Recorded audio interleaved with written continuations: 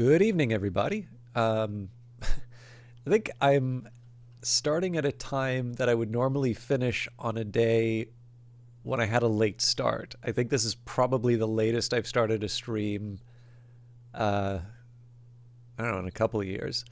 But the fact of the matter was, I left work. God, it was late enough that there's like a couple of buildings like I go through, and they weren't even like closing up. They were like full on locked. So fortunately, there was a 24-hour coffee shop nearby, so I at least got something to eat. But yeah, I was at work very very late tonight, and I'm here for you. So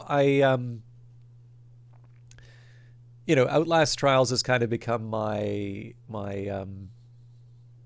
emergency game, or I don't even know how to properly term it, but it's one that I feel pretty safe doing. Like, I enjoy doing it, and it's one that doesn't have a huge time commitment. So I would feel bad about doing something like Cyberpunk at this hour because, people who want to see the story, it is such a late time that I think there's a bunch of people who could reasonably say it's like, okay, whatever, for whatever reason, the stream's not happening tonight.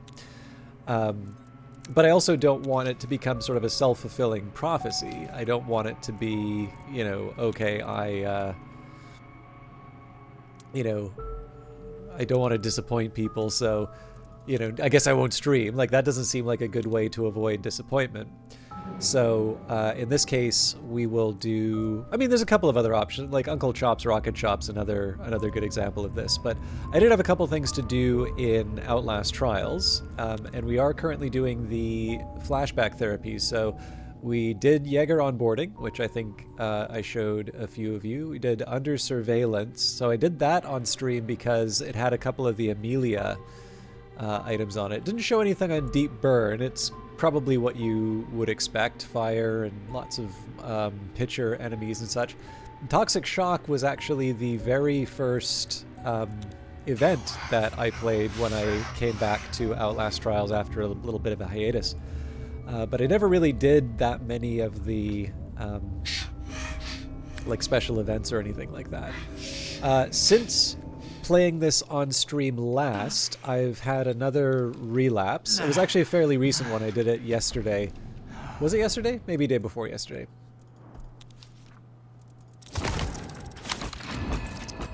Okay, good news there. Well,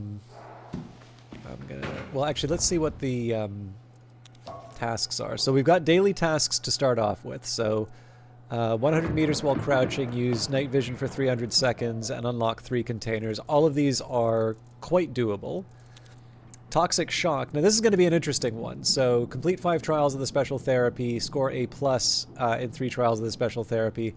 And if I can get an A+ on, this round here, then, I complete the special therapy. So, not so sure about unlocking 3 containers. I'm going to do my best.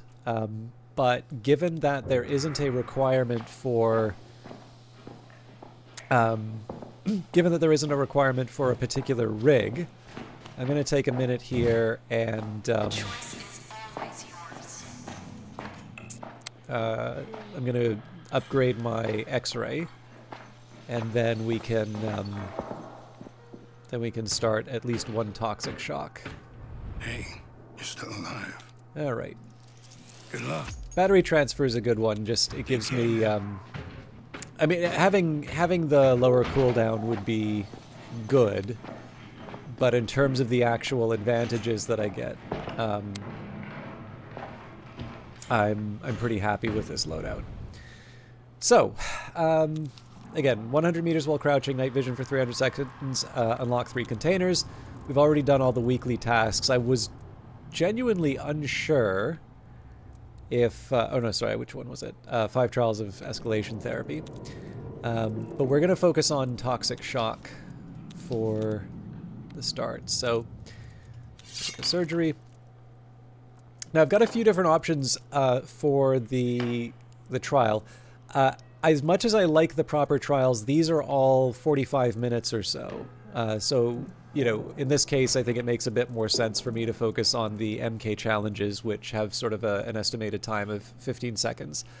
Seize the Narcotics is a little tricky on Psychosurgery because it knocks my inventory down by 1. So I believe you need to move 10 packets, which ultimately means that I have 4 trips minimum. And then, of course, it's a more hostile environment, so that's going to be a trickier one. Redeem Your Freedom, it's not my favorite, but it's actually a pretty straightforward one in terms of dropping off the tickets. Again, you can't carry all the tickets in one go, but for the most part, like, they're not, unlike some of the other things, it's not, I guess I'd say they're like non-rival. So, well, sorry, non-rival isn't exactly what I mean, but like, it's like adjacent.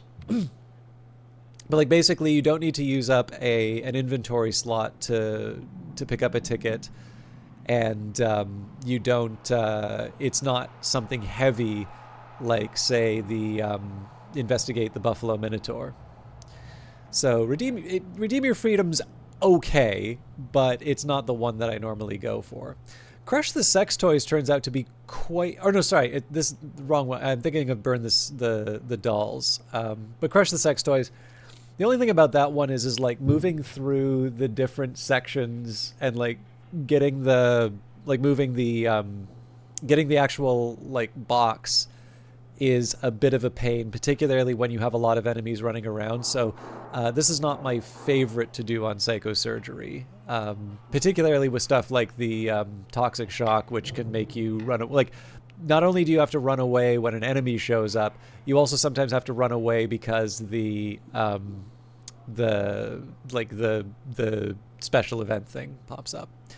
Poison the Cattle's okay, but that one, it's Franco, so ranged attack, and then it does involve like picking up heavy things and putting them down again, so it does mean I move a bit slower, and then obviously there are some circumstances where I can see the Toxic Shock basically causing this to be a longer encounter. And Kidnap the Mistress, I'm not super opposed to, but again, it has the Franco part, and you know, I do want to get my A+. So that kind of leaves me with Sentence the Prosecuted, which normally, you know, hunting for the symbols isn't my favorite, but you will also notice I've got the A+ on it. I've actually been spending more time. For the most part, Sentence the Prosecuted is the one that I think hits sort of the nice middle ground. It does sort of take me down an inventory spot because I need to carry the decoder, but for the most part, it gives me enough time to do things at my own pace, but it doesn't involve, you know, a big sort of run around like Crush the Sex Toys or something like that. So we'll do Sentence the Prosecuted again. They call it a sentence because a few choice words can condemn a human to death. Decipher the charges, pin it to the defendant, and we'll make sure that it sticks. So Toxic Shock, a trial environment that sporadically fills with toxic gas, inflicting permanent damage. Hide to stay alive. Collect the rats. Recover all the drugged rats within the trial for tissue analysis. Fulfill the objective for additional rewards. Increased threat 2, maximum population of brutal enemies. Limited hide spots. Hiding spots in the trial is reduced, which is a nasty kind of connection to the Toxic Shock. Unreliable doors, extra barricaded, trapped, and blocked doors in the trial, and finally Psychosurgery, which is a bundle of things. Maximum trauma, rig cooldown extended, less inventory space, no player names, no intel. Now technically I don't need to do Psychosurgery to get the... that was weird. I don't need to do Psychosurgery to get the A+, but I've been trying to make Psychosurgery my my baseline for Outlast Trials. I'm actually on Ultra for the escalation therapy, but I kind of feel like Psychosurgery... like, one, it's the one that I need to get the A+ for, and then 2... it feels like a good one to try and build an expectation. You are the investigator, here to find the evidence that will confirm the political will of the judge. Spell out the story that confirms the guilt of the condemned, and we will let you out.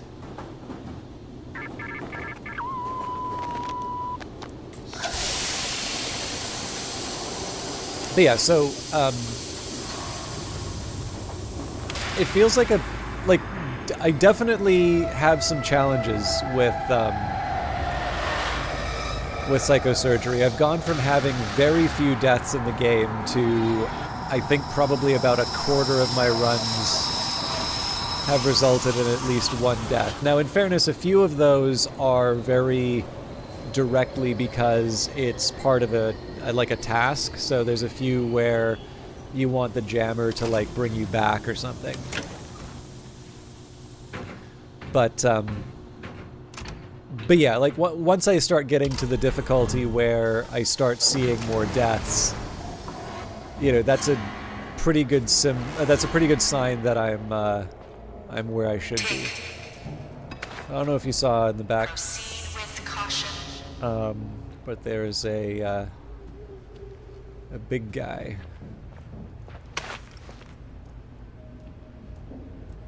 A big blind guy, rather.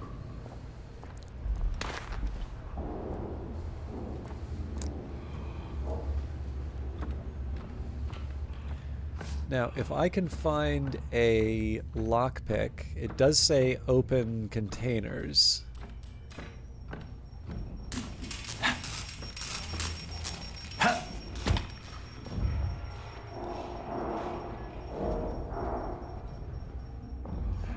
And that is one of my challenges.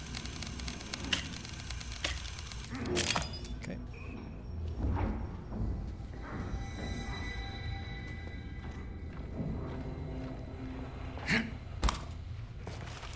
And because I want an A+, I know it says the objective is optional.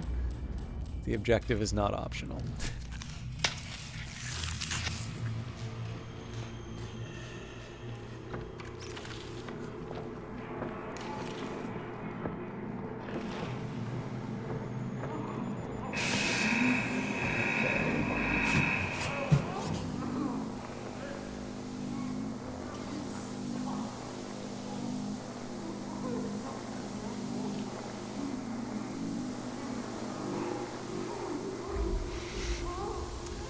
This is going to be a bit unpleasant to look at for a little while just because I... Oh crap, what am I doing?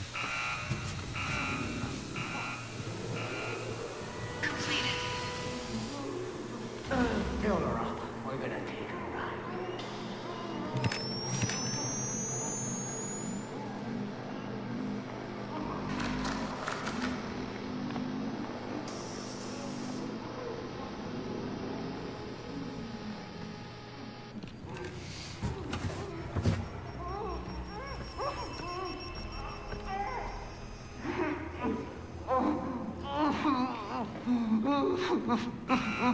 Alright, that's Coil.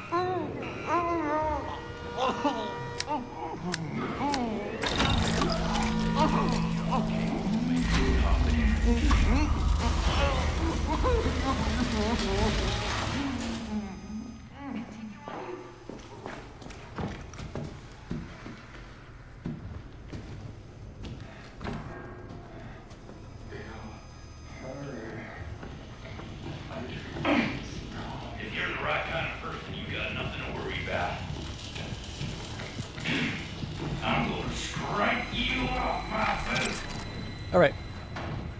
So I kind of want to get this area done first. One, because of this charmer. Everything!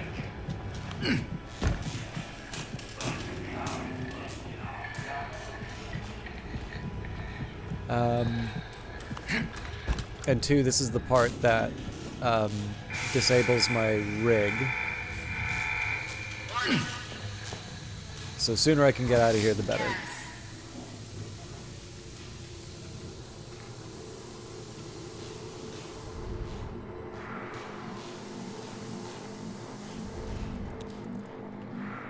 Not even halfway. All right.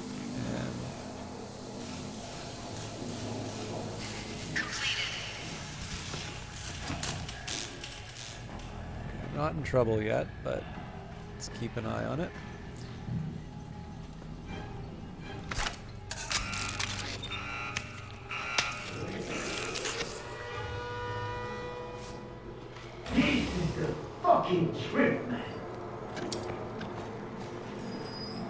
So, important part here is I want to make sure I don't use the lockpick for doorways. I want to use it for these things.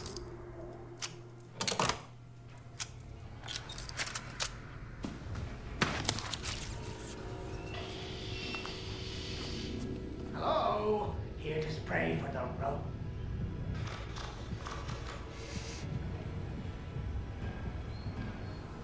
It was 3 I needed, right? Yeah.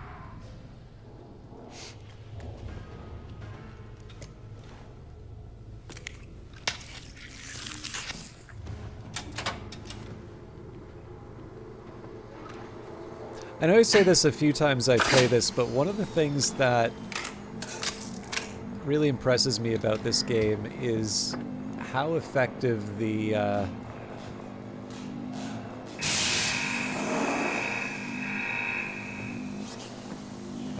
variators are at changing the or like changing up the experience. Because like I remember there was like a completely blocked door and like a padlock door in this room last time I played. And then of course the group rebirth is a whole other experience. I think it's worth saying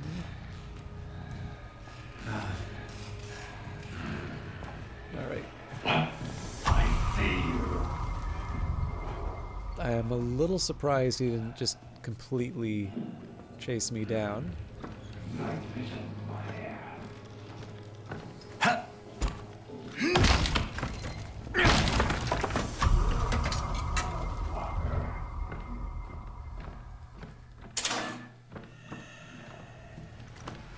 Okay, that's what I wanted. I think it's fair to say, though, I don't have anything to... oh, I want that lockpick. I think this side of the level's not going to help me.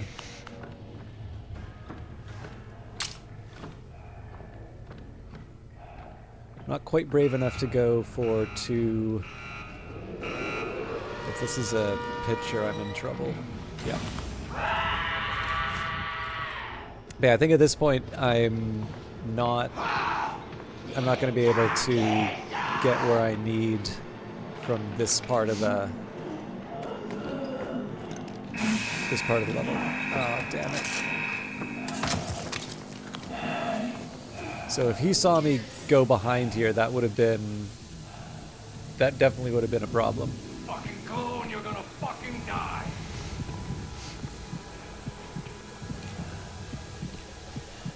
I actually had a pretty good run going where it was like you outlasted trial without taking any damage. It's like Completed. future's here already.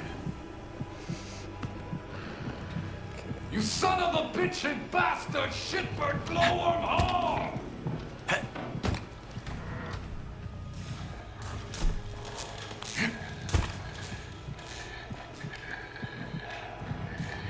Oh, balls.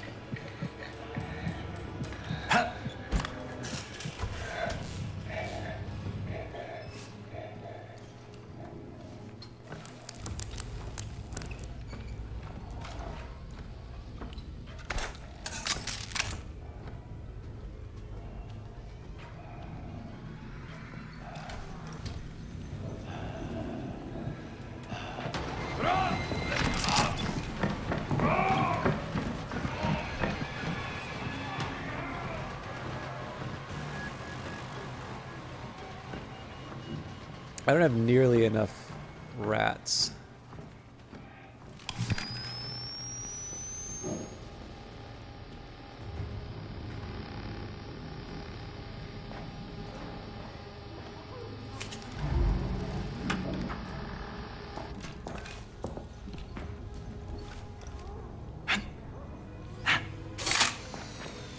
So this is admittedly kind of just me wasting time, but...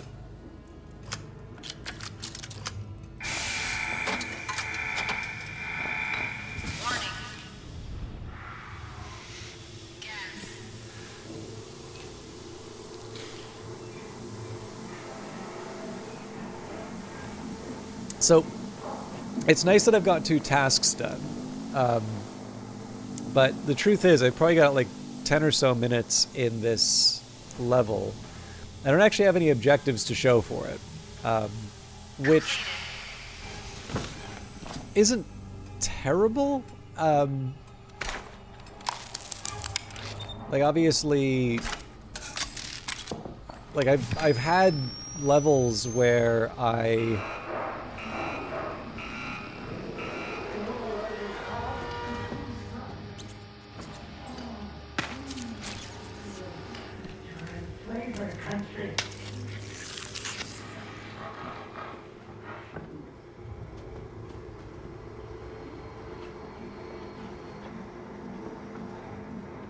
I've had levels where I like, within like kind of the first room I go into, I just make a really bad judgment call and I'm toast. I don't even have a chance to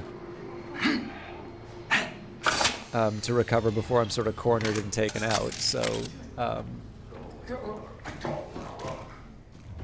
it can happen.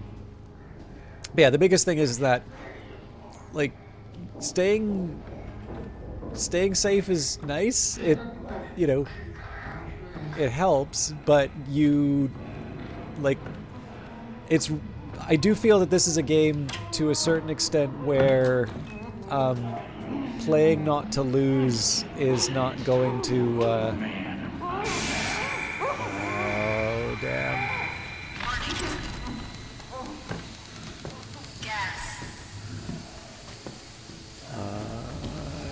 Trouble. Okay, cool. Yeah, so like playing not to lose is going to, you know, it's going to extend your time in the scenario.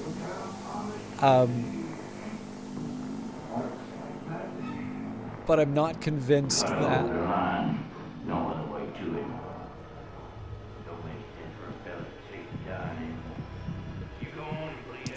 I don't know why I'm being quiet. It's not like voice affects it, but although that is a mode that you can turn on.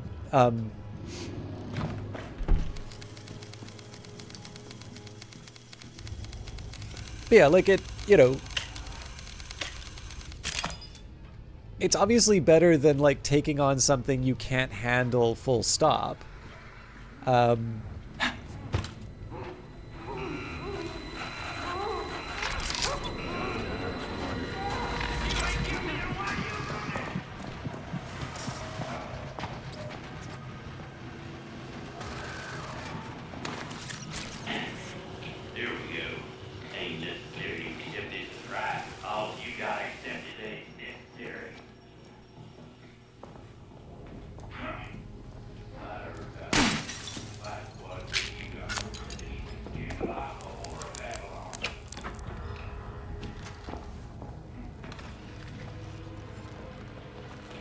So I figure I might as well make something of the time here. But yeah, anyway, so, you know, like, clearly you don't want to take on more than you can handle, right? Like, that hopefully is self-evident. But in the end, if you play too cautiously, and if you, especially if you're not certain you can handle what the game's going to throw at you, potentially you can spend like half an hour not necessarily accomplishing much, and then you actually face a genuine challenge as opposed to like hiding in a barrel the whole time. And like maybe you just get completely clobbered, right? Like let's say you're just so outclassed by what the game throws at you that, you know, it was folly to even consider. Oh my god. I did not even know there was a picture in the level.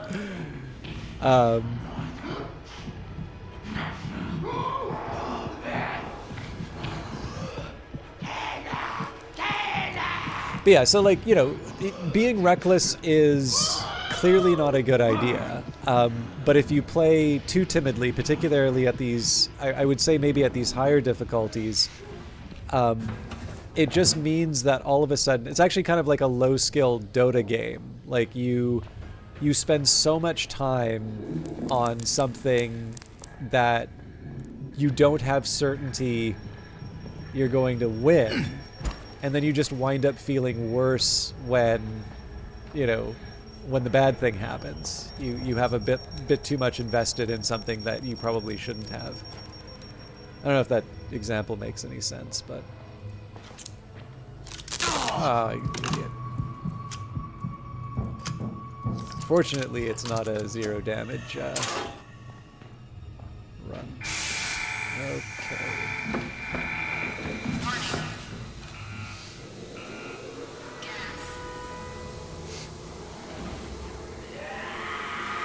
Another picture. Yay.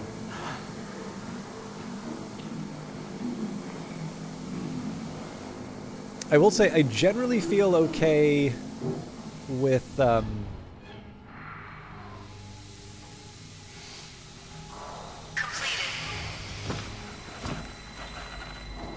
generally feel okay with like one code in my head, so we know 65 is the... Okay, somebody saw me.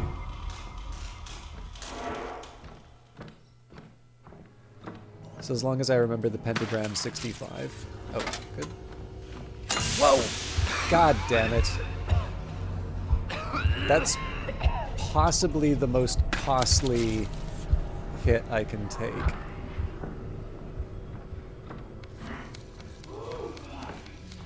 Okay, here we go.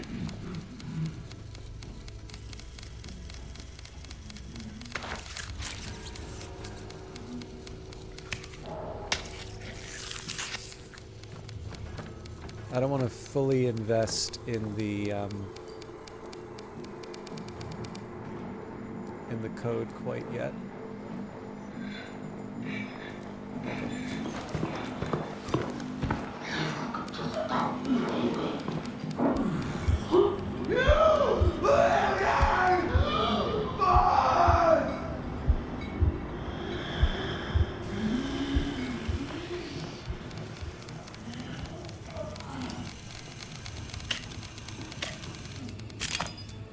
Okay. So 65. Warning. Gas.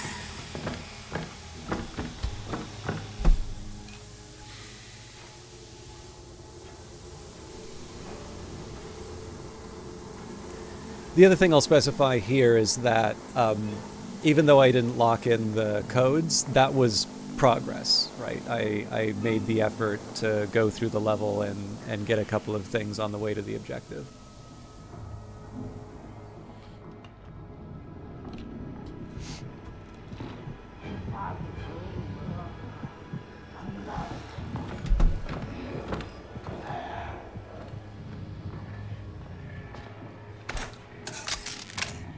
Don't think this is where I should be, though.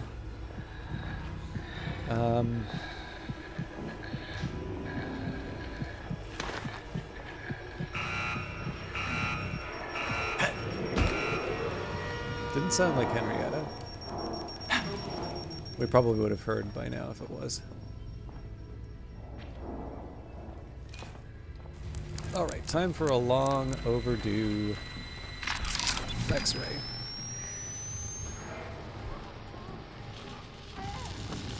I got places that itch that I can't reach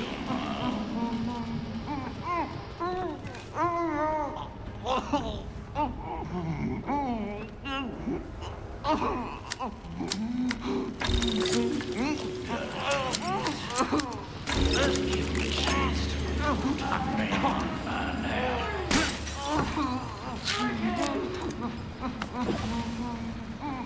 I didn't even see that there was a...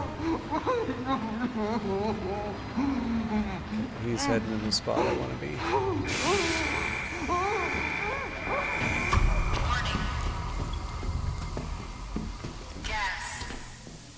Alright, that wasn't too bad.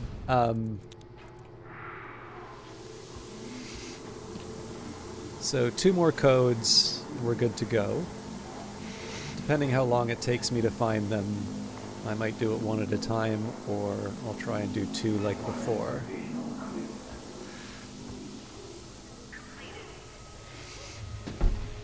The ending to this one isn't too bad in terms of like managing Coil and the I think it's called the Berserker. Anyways, the audio only enemy.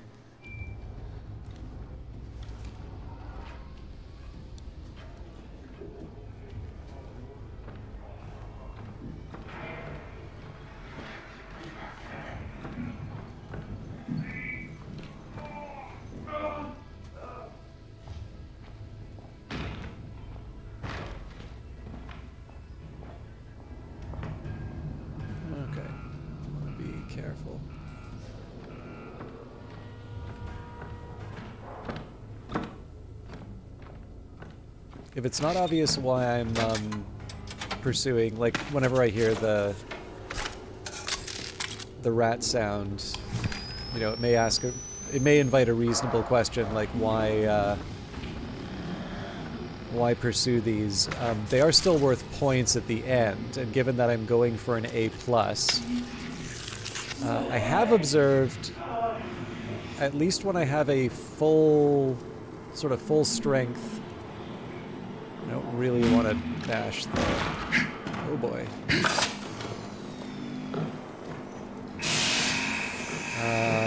This is gonna be tough.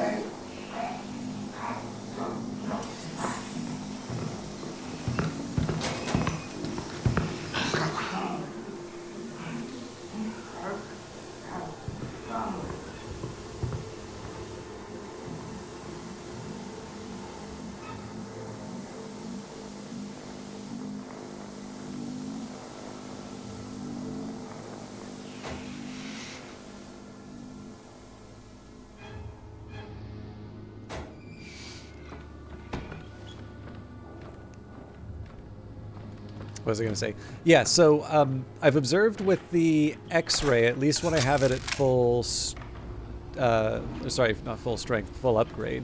I need to make myself scarce.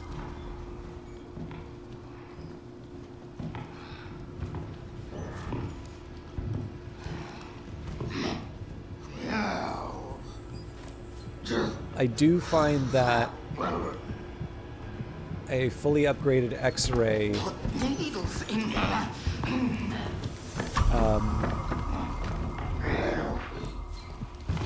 did she say little pig? That's kind of awesome. But yeah, so it can actually compensate for a death, which I was a bit surprised by. But like obviously I don't want to be reckless with it, but the point that really teaches isn't so much about the X-ray as it is what it tells you about damn. Oh, that's bad.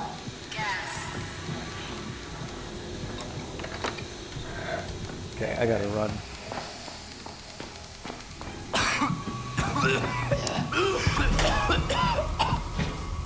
Okay, so that's damage. That won't be good for me, but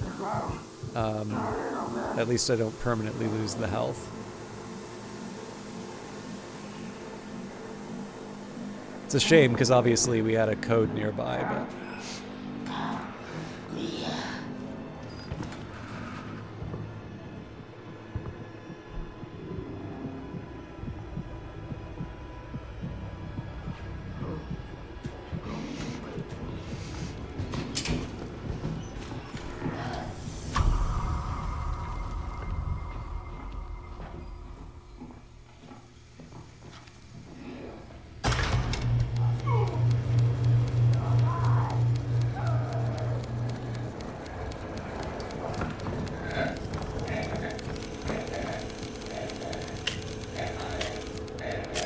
Okay, 605. Let's see if we can find the other one. Yeah, so sorry, the point I was trying to make, like, endlessly was picking up the, in my opinion, picking up the objectives even though you've completed them, especially for something really straightforward like the rats. Like, I kind of understand if you're doing it with I don't know, like the fire barrels or something. Okay,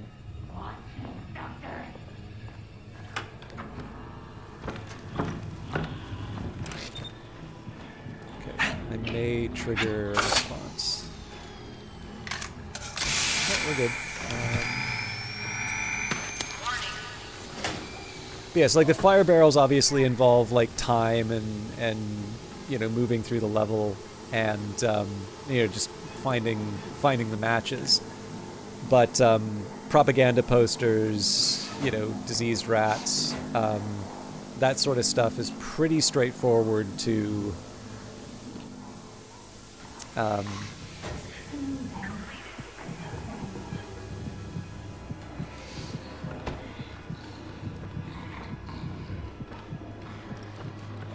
think I see the...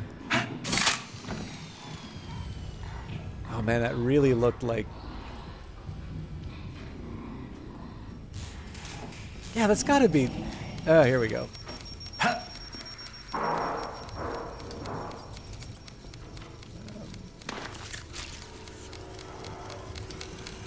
So 605.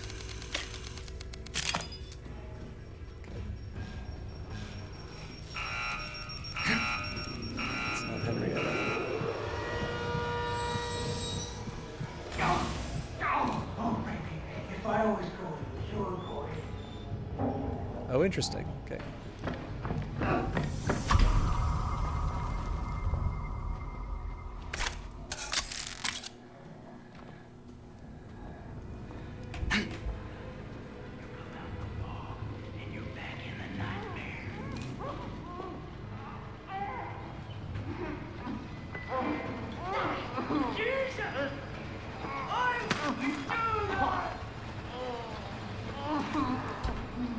I should be fine.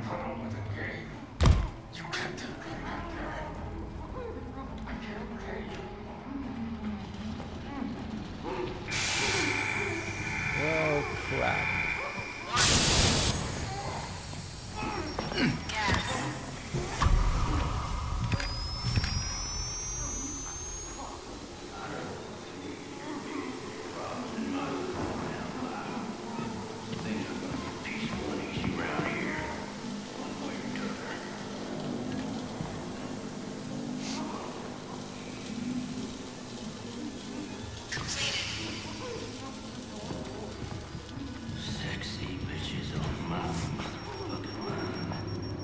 You and me both.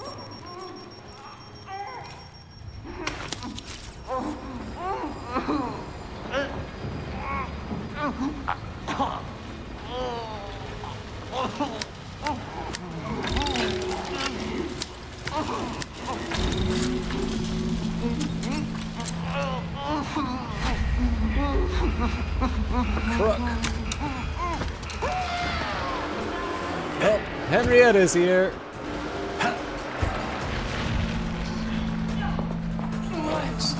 Oh, fuck off!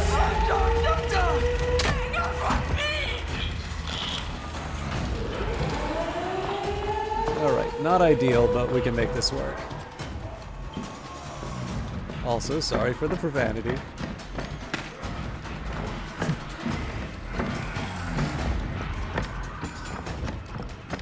So here, I want to put as much distance between me and Henrietta as possible.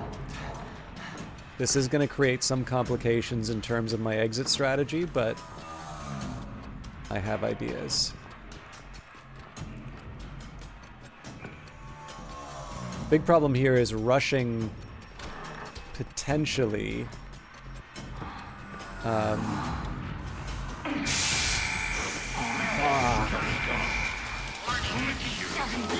gotta be... I kind of need to hope Henrietta doesn't catch up. X-ray will be good for that.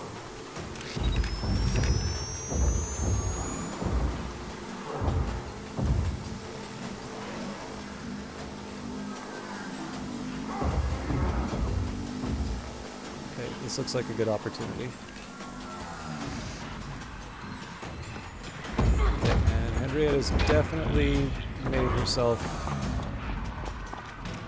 known. So I got 10 seconds to survive.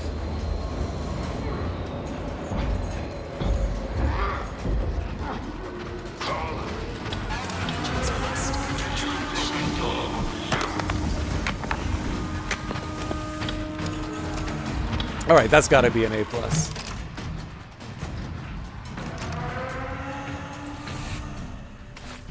Cool. So twice as long as it was supposed to take, but notify Easterman, exceptional candidate. So some of the stuff that I wasn't really making sense on earlier there. So like collect deceased rats. I thought they were diseased. 13 of those, right? So the 5 was the requirement, but I got more. I got more of them, which boosted my score. Score. Likewise, used X-ray successfully, and that sort of helps me with stuff like lost sanity and received damage. It looks like that's 2 levels worth. Okie doke.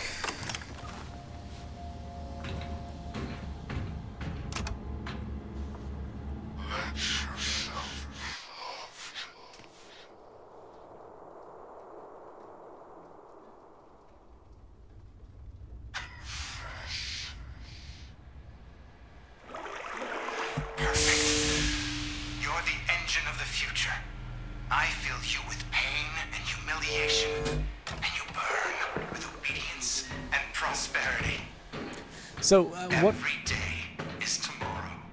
of the reasons I kind of like talking about the scoring and stuff like that is it's a very strange way of thinking of this game. So, you know, one of the things that I'm most impressed by for this game is how good it is at capturing the, you know, the Outlast experience, right? The things that I liked about the base game, the things that, you know, I think probably made it the, you know, made it the really sort of special and unique experience that, you know, made the first one a very streamable and, you know, memorable game. But when I think of the, right, so like, how do I actually think of this game right now? Well, I'm thinking of my like stamps, and I'm thinking of, you know, how do I finish this task so that I can, you know, get my little checks and so on and so forth. And likewise, when I'm in the trial, right, there's definitely moments where like I definitely have like heightened emotion. So particularly when the pouncer comes out any trouble, let me know. and I'm losing a brick, like, you know, I will confess, I do not find the pouncer Shit, man. Anything I can do to help. a particularly compelling those enemy, fuckers an inch. but, you know, nobody asked my opinion. But yeah, like this sort of stuff, you know, I do enjoy the game as a game, but very often what I tend to be thinking will be, okay, you know, if I go from here to here, then, you know, it's more likely that I'm going to be fine, but it'll cost me this much time, and that means I maybe won't have time to do another event. Also, I should mention newspapers. We're still missing 2, 17, 20, 23, and 24, but obviously with 18 tokens, it's gonna take us a while. But yeah, it's very funny that I tend to think of the game in like numbers and systems and so on, which is usually not how I think about the Outlast games.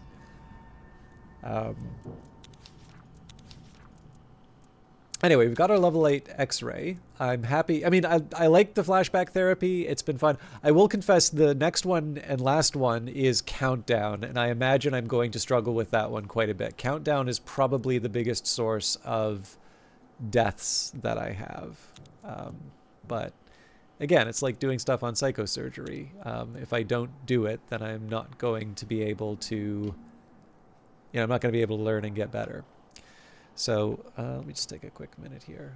Don't want to overdo it if people aren't looking for... Actually, just give me a second here.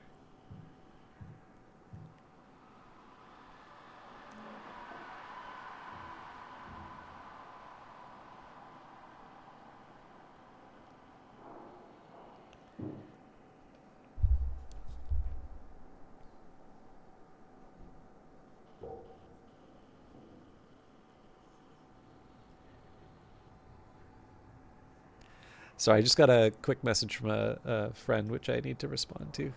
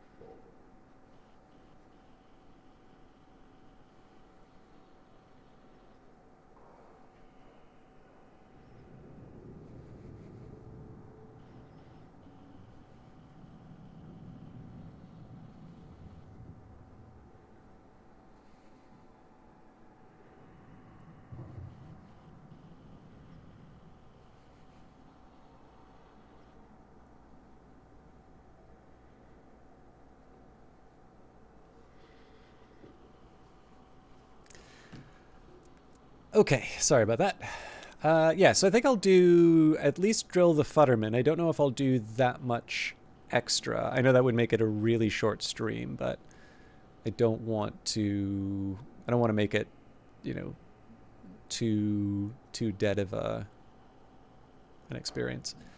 Also, just there's like other stuff. I like streaming and that, but you know, there's like reading I can do. There's quite a few other things which I haven't done because I'm so late at getting home. But I think I've got my dailies done, so let's at least make a little progress in the psychosurgery. And if nothing else, I can talk a bit about what the overall plan is going to be for the runs. Drill the Futterman, MK challenge, 1 to 4 players, 15 minutes. People are not toys. Stop Mother Gooseberry from making a human Dr. Futterman. And again, maximum threat 2, maximum population of brutal enemies, unreliable doors, extra barricaded, trapped, and blocked doors in the trial, more and deadly traps 2, maximum amount of deadly traps, limited items 2, amount of items found in the trial is very limited, limited hide spots 2, so apparently even meaner than the toxic shock, very limited amount of hide spots in the trial, and psychosurgery, maximum trauma, rig cooldown extended, less inventory space, no player names, no intel.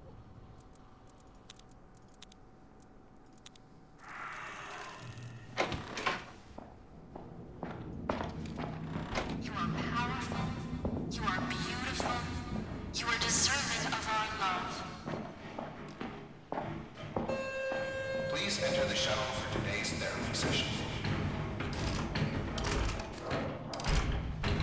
Return to yourself.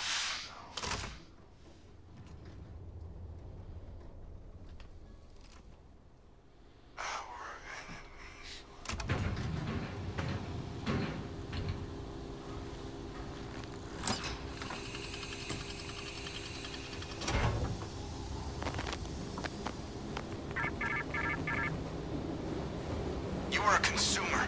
You are not the product. If you allow them to turn us into toys, then you deserve to be played with. Destroy the human toy, and we will let you out.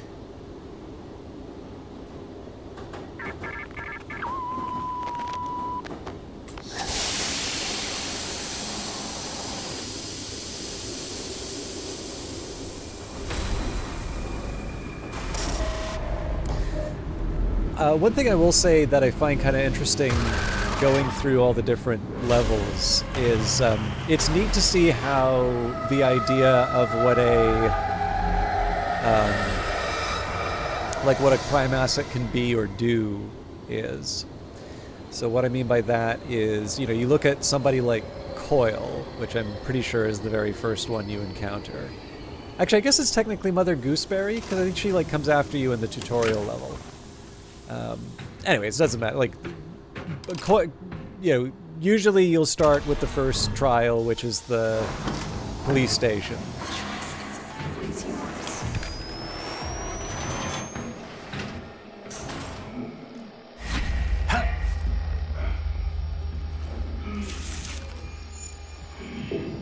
So just a reminder, we're still going for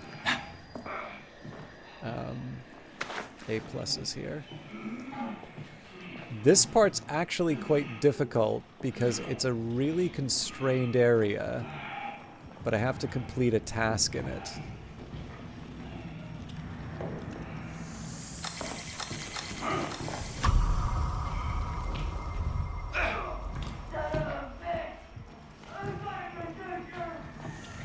Okay, amazingly, I don't hear... Okay, so I'm completely defenseless. 5 targets remaining. 5?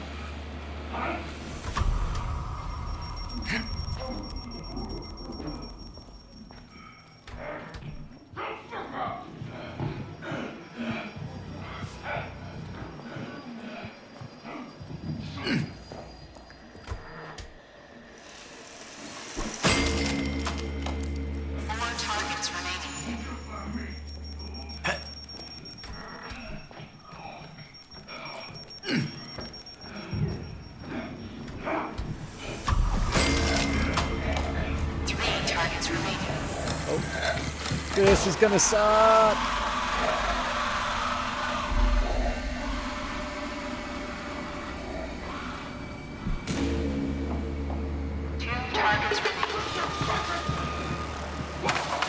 Not great for my score, but no! God damn it! That's at least a bar. Oh shit! I didn't realize it was 2 bar. 3. Okay. I could very well die here. Oh, I'm definitely dead now.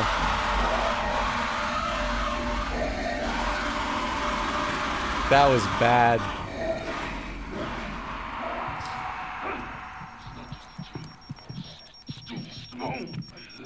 I should have just done a hard left, but oh, fuck off.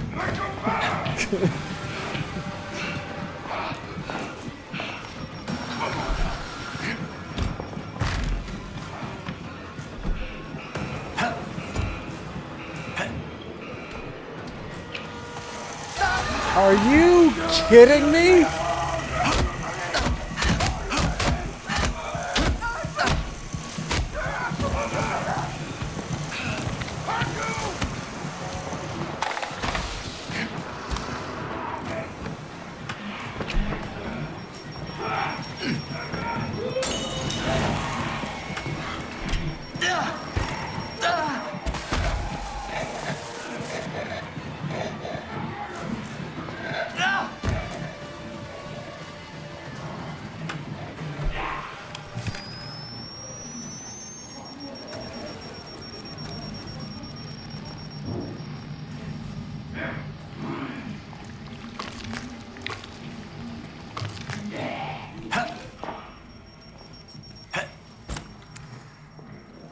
That sucked.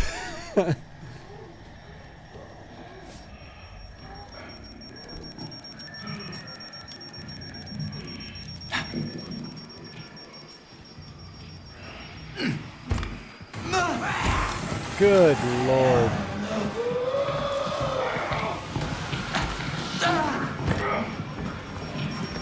Oh no. So if I don't find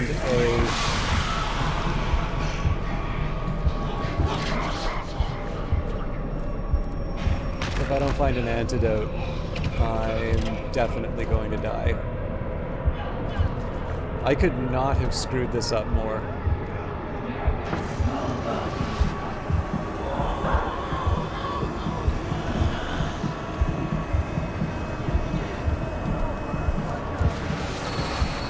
Yeah, I'm dead.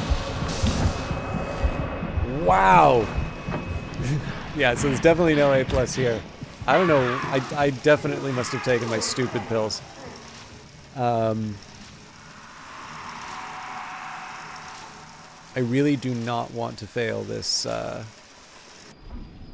this therapy.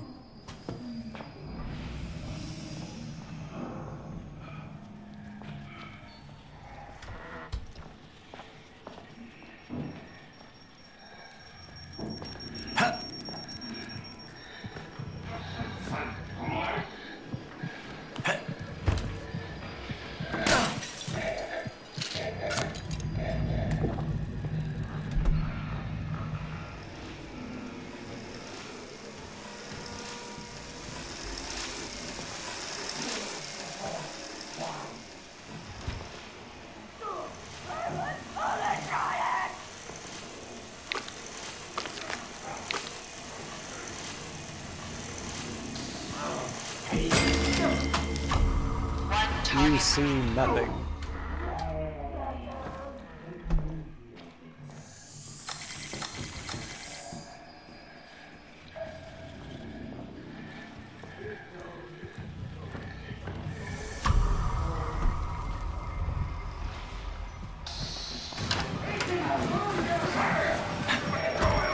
No!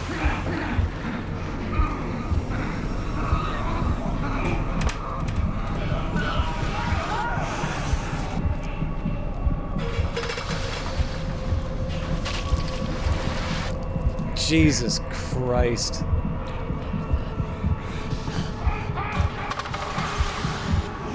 Yeah, at this point I just need to try and outrun the Skinner man. Alright, I just signed myself up to another minute and a half of this.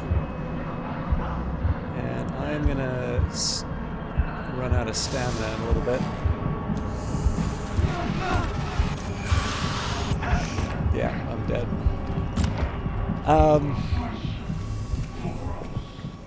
I thought I was done being a complete moron, but...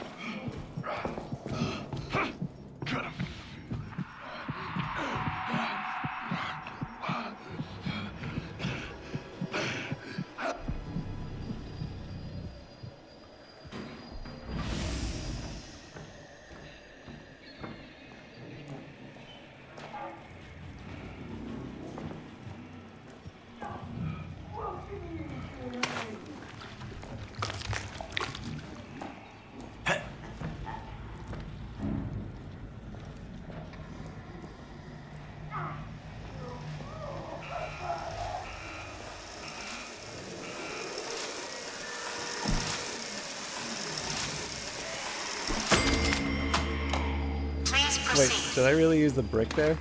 Yikes.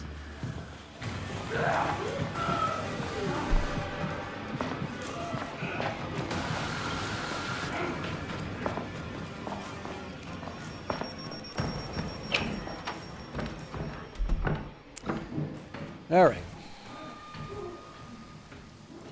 So obviously, absolutely no hope of an A+ here. Like, I don't care how many times I use the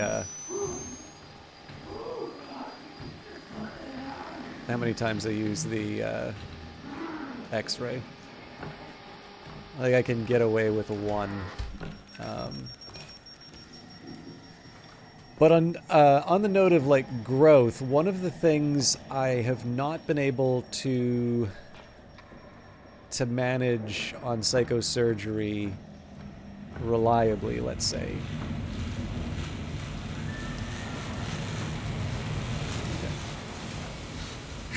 Yeah, one of the things that I haven't been able to get a consistent response for is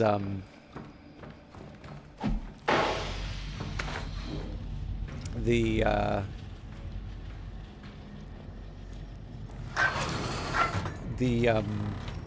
psychosis. So generally, if I step on a mine, it's a pretty safe bet that I'm gonna die. I don't think there is a rule saying that has to be the case. I think there are ways that I can get better, but usually usually I need an antidote. In fact, to a point where I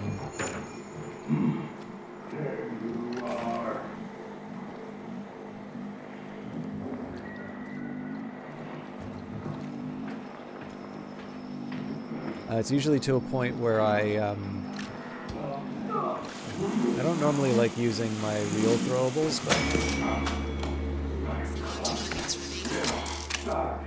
yeah, so like I'll normally keep an antidote in my inventory to overcome the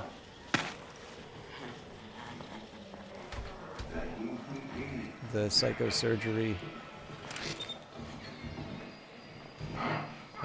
psychosis.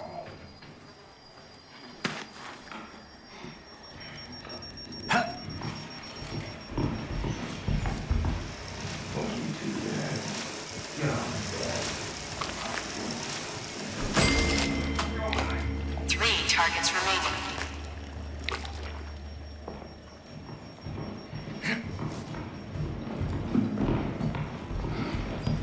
Bastard. Well, at least I see one of the targets. This is one thing I will confess, when I'm trying to go for the A pluses, there's a little bit of a morale problem that comes up with, like, I mean, honestly, for me, it's one death. Oh, my clumsy real dog. Oh. 2 targets remaining. 1 target remaining. Wasn't expecting that. But yeah, like the morale problem is like, okay, I've got 2 deaths, there's no way I can get an A+, and like that's the only reason I'm doing this one. Nope. It's not actually the most fair assessment. I don't know what's coming out the other end there.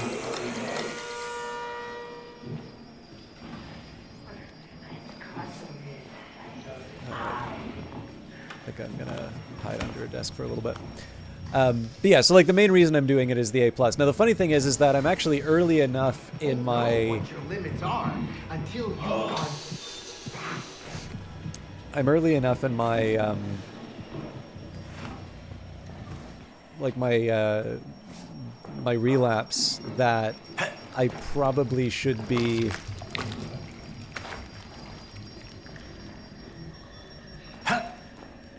Didn't I get this? Obviously not.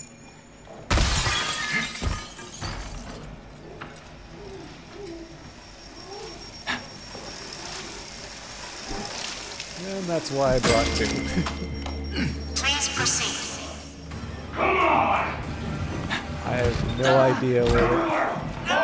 Fall against me!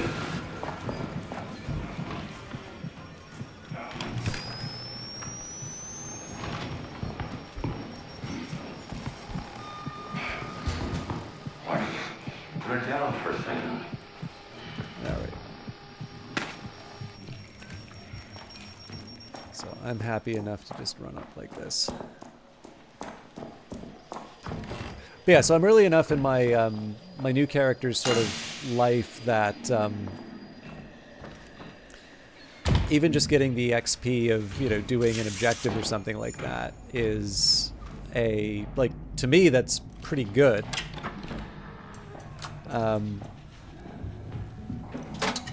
But again, like, it's not what I want. What I want is the A+, so I don't have to do this again. Anyway, we'll be fine. Like, we'll do something horrible to the Futterman and then run away and then pretend that this never happened. This could actually be... Ooh.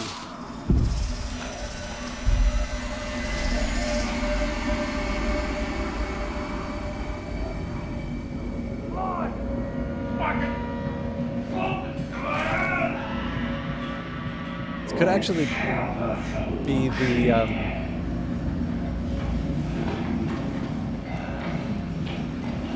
I like this toy.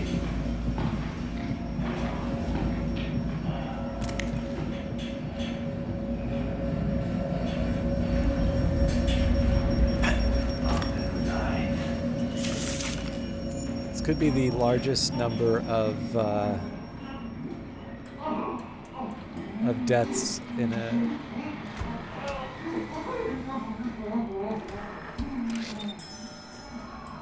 a single scenario for me.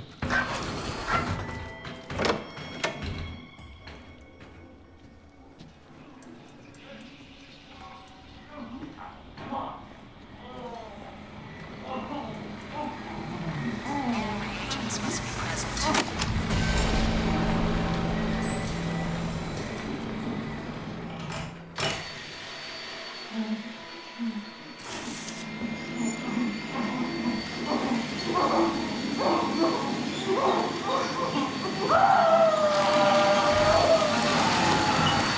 Sorry. Up this way.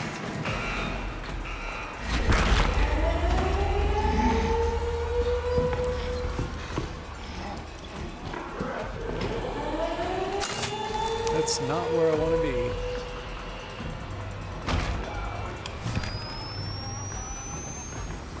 Okay.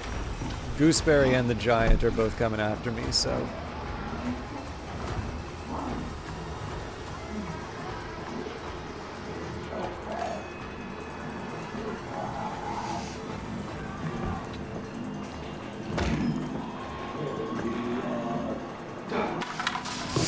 Yikes. Okay, you know what? I'm just running for it.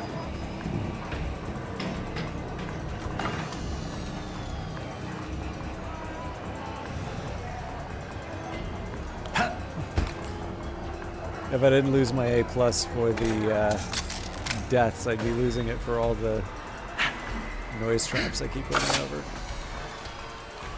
I will also confess, I'm not convinced that this is the fastest way out of the level. But the game does instruct me to go...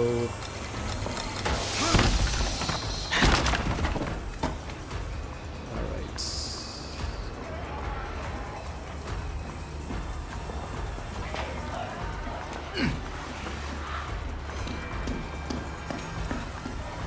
Slow down! Slow down! Mama just... Depending on how close she gets, I will... some sugar. To the wild, Drusilla! There's nothing hers. If you're going to play with my babies, you're going to play with Mother.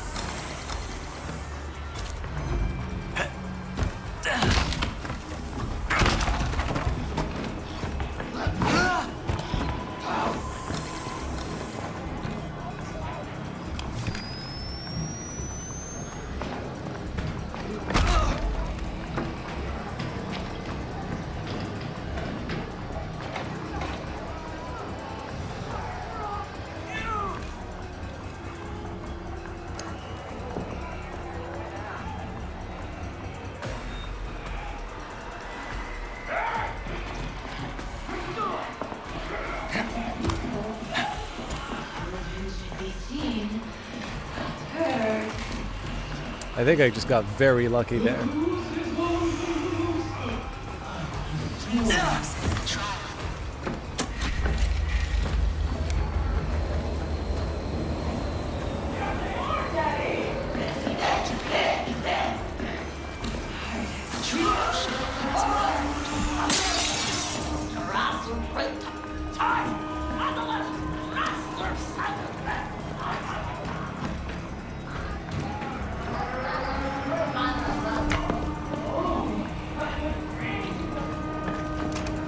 All right. We're gonna get told off so hard. Unbelievable. Very poor performance. Encourage group therapy to raise therapeutic outcomes. 2 lost sanity, 6 received damage, 10 sound traps, and 3 killed in action. So 300 experience for D. But yeah, sorry, the point I was gonna make here, like, the one reason why you, ideally in a situation like this, you don't give in to the loser mentality is that, like, you can still get 1960 just out of doing the thing. So your letter grade experience is going to suck, but there's obviously stuff that the game will give you for taking the right actions.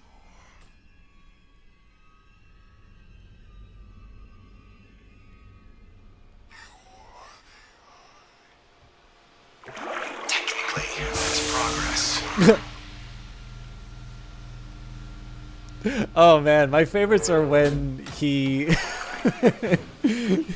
like, there's definitely the ones where he'll give like long speeches even like about how bad you were, but it's the ones where he's mad and doesn't actually, you know what? I wonder, Would you like some drugs? Yeah, okay. So lack of resistance wound up costing me on that one. You're in good hands, dear. Obviously, I would have preferred to put some more points into the... Okay, so the question is, do I want to put myself through that again? Or do I accept that, you know, that was a bad run. Sometimes these things happen, and I can go back to my room and think about what I did and didn't do.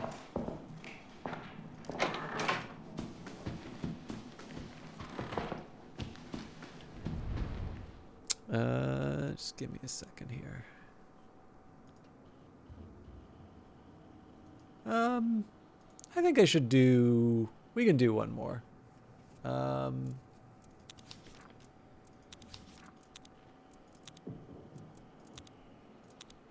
think it's mostly to prevent me from seeing the the D+. That may...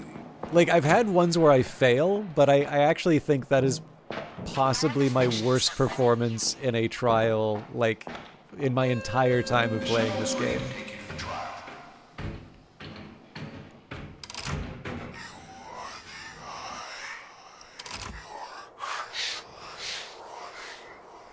But yeah, so in terms of things that I struggle with, psychosurgery, psychosis is something that I probably die to more often than I...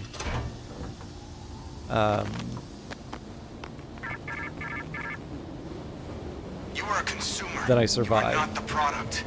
If you allow them to turn us into toys, then you deserve to be played with.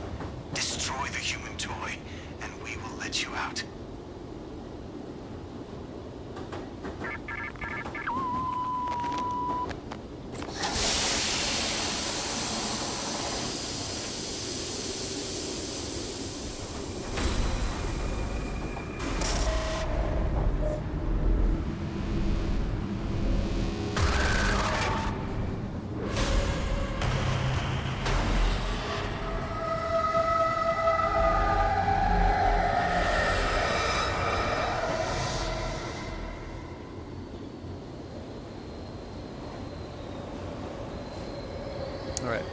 Just trying, so I'm taking like a little bit of a mental inventory. It's like, what would I do differently on this one? It's like, well, you know, like, don't step on the mine is not really effective advice.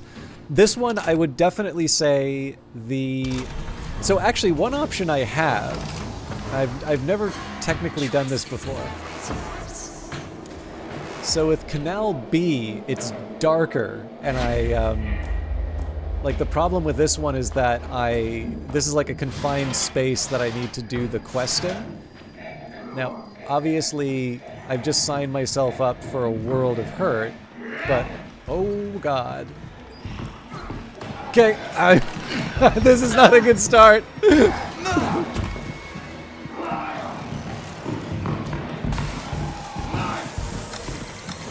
the targets to extinguish the flame. 5 targets. I saw my life flash before my eyes there. 4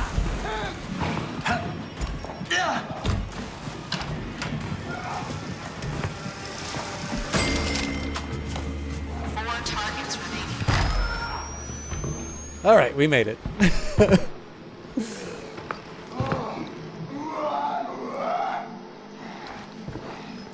But yeah, so like, okay, so why do the stupid thing, right? Like, why get a D plus on this? You know, why potentially tilt myself even more, and especially with a screw up like I started off with. Oh. Hey, Elgrins.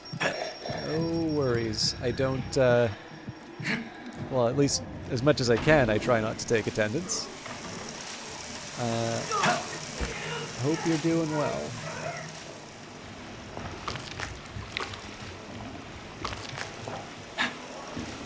I'm actually kind of glad that I didn't wrap up early. 3 targets remaining.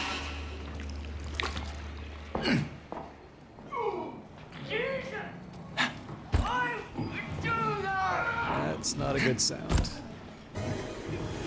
And thank you very much for the resub.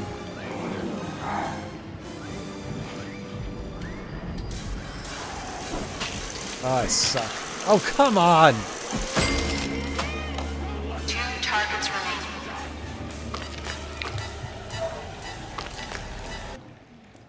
You should have said you weren't going to resub until you started seeing a better quality of gameplay. You know, align the incentives properly. Oh, wow. I thought I had at least one of these. Oh my god! Please proceed. Henrietta's like right here. Okay. Running away from Henrietta seems like a great opportunity for me to get caught out, so I'm gonna do a couple things here.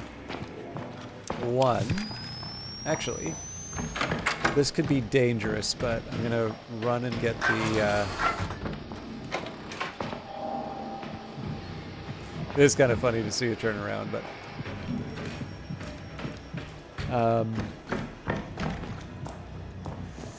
so the idea here,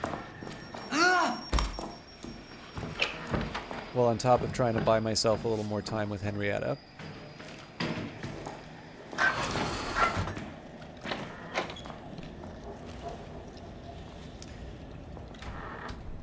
so I took the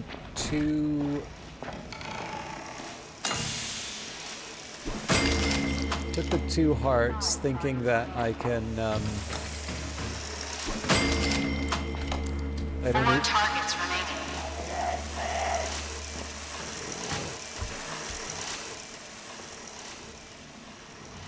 alright. I'll just take the one for now.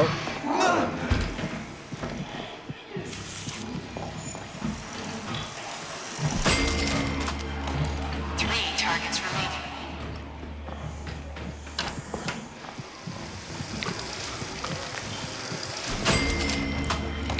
2 targets remaining.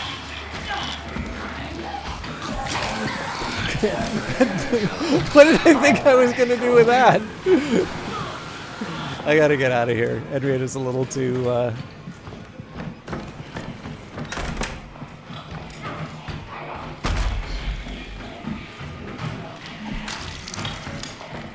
Fucking hell! I'm gonna die because of this shit.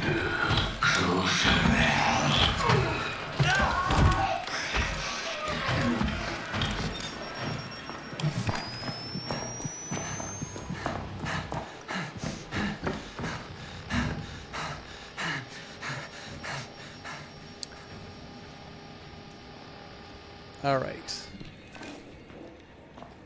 I know there was a health kit, or there we go.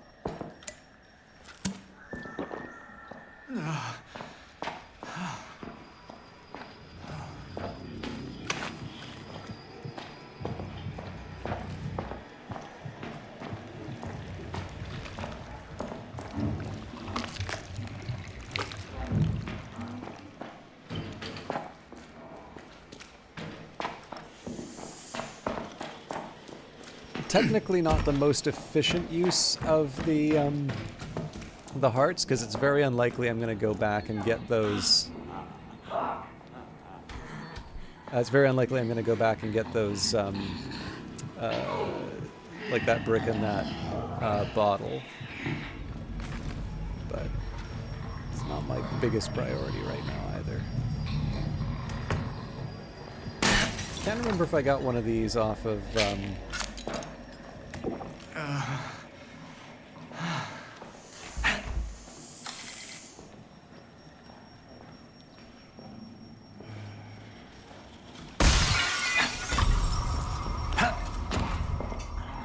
I better hope Henrietta's done, because I'm making a bunch of noise for no benefit.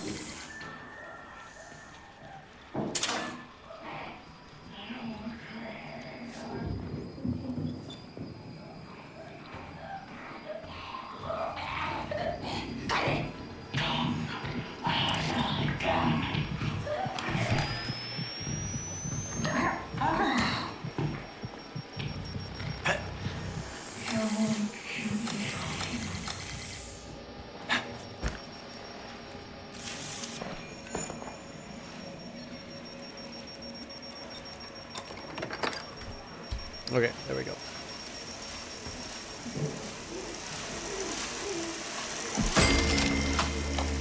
One target remaining. Please proceed. All right, so it was a rocky start. Hey, Underwater Monk.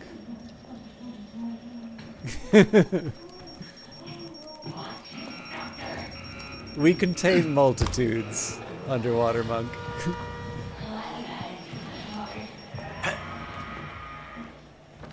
I hope you're doing well. All part of the plan. Yeah, I mean, like, this is the thing. Like, that was not a smooth ride to where I needed to be, but like, we're alive. I'm kind of on the way to the final phase. It's not, let's be honest, it's not going to be trivial, but I'm reasonably confident in my ability to see this thing through to a pretty decent end. I think this time I am going to. It's risky, right? Because I think it's fair to say, barring a disaster on my way to.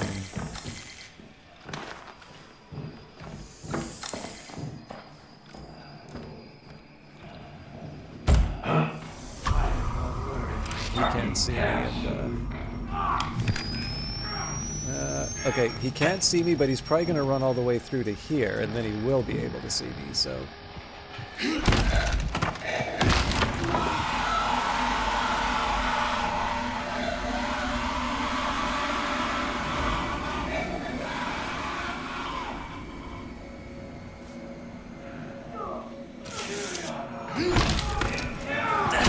Oh boy. Nice big circle.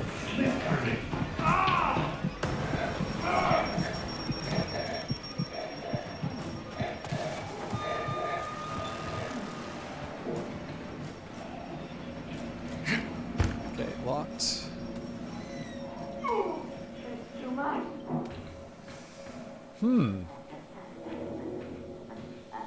I don't actually know how to get where I want to go. Oh shit! Oh, I gotta get hit.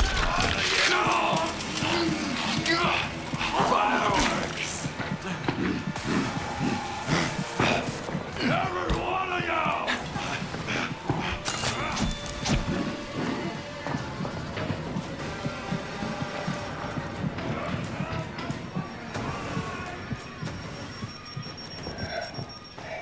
Okay, that's a shame. There's like 7 things I want to get there.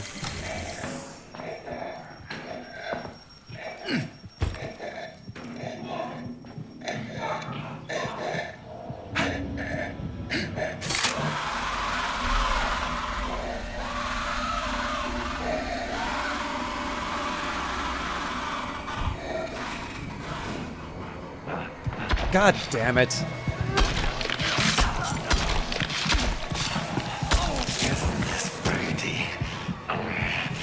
Run, worm!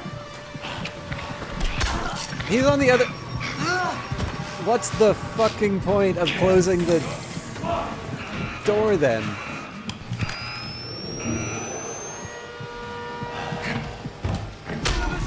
Fuck off! Kill you! All of you!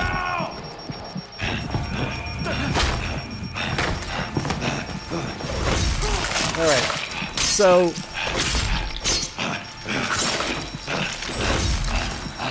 I'm a little mad about the...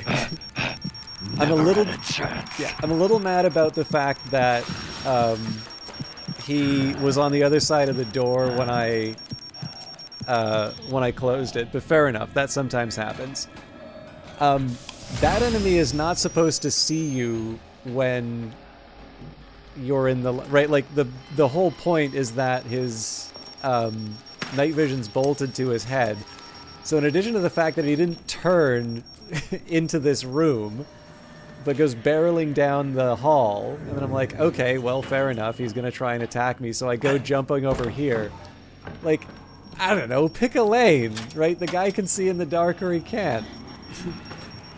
So... I'm gonna watch you die. And you know it.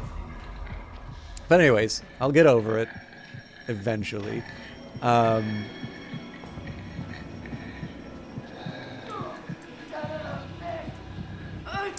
At this point, I either need to find a lockpick, or I need to find... I guess the route to Gooseberry's office would be through the canal area? Anyway, I will confess, out of the deaths, the ones that genuinely piss me off are the ones like that. There's a couple of tooltips in the game that I think are less... or that are, like, unhelpful. One of them says that if you stay still in the dark, you can't be detected. That is outright false. Being still in the dark offers you no protection at all. And then I guess this one isn't in a tooltip, but like the idea that the night vision guy can't see you when you're in the light, except for those times that he can. And obviously, when you're trying to make a strategy, having that sort of stuff not work as planned is unwelcome.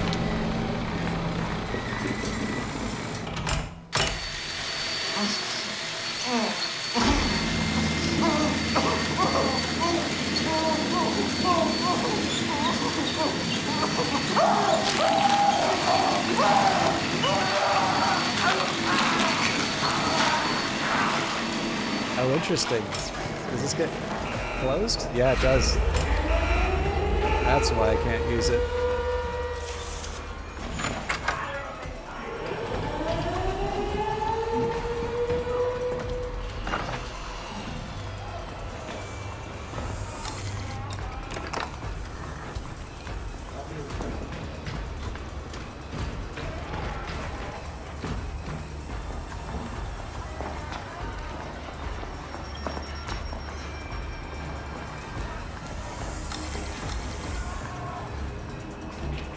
Hello, Hexadecimal. We're not necessarily the baddies. We are, however, in an environment that is not conducive to ethical behavior.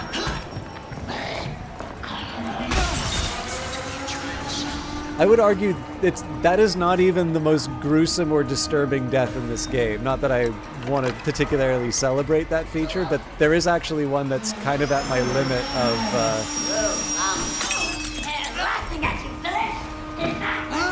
what I kind of want to see in a video game. Alright, I don't think we get an A+ on this one because of that death. God damn it. All right, one more time. It's because you're all here. Definite movement toward ego death. Reagents show encouraging moral vacancy. But yeah, so for those of you that haven't, I guess, are not familiar with this, this is based very, very loosely off of actual, like, actual events that happened in the Allen Memorial Institute in Montreal. So as part of MK Ultra, there were experiments in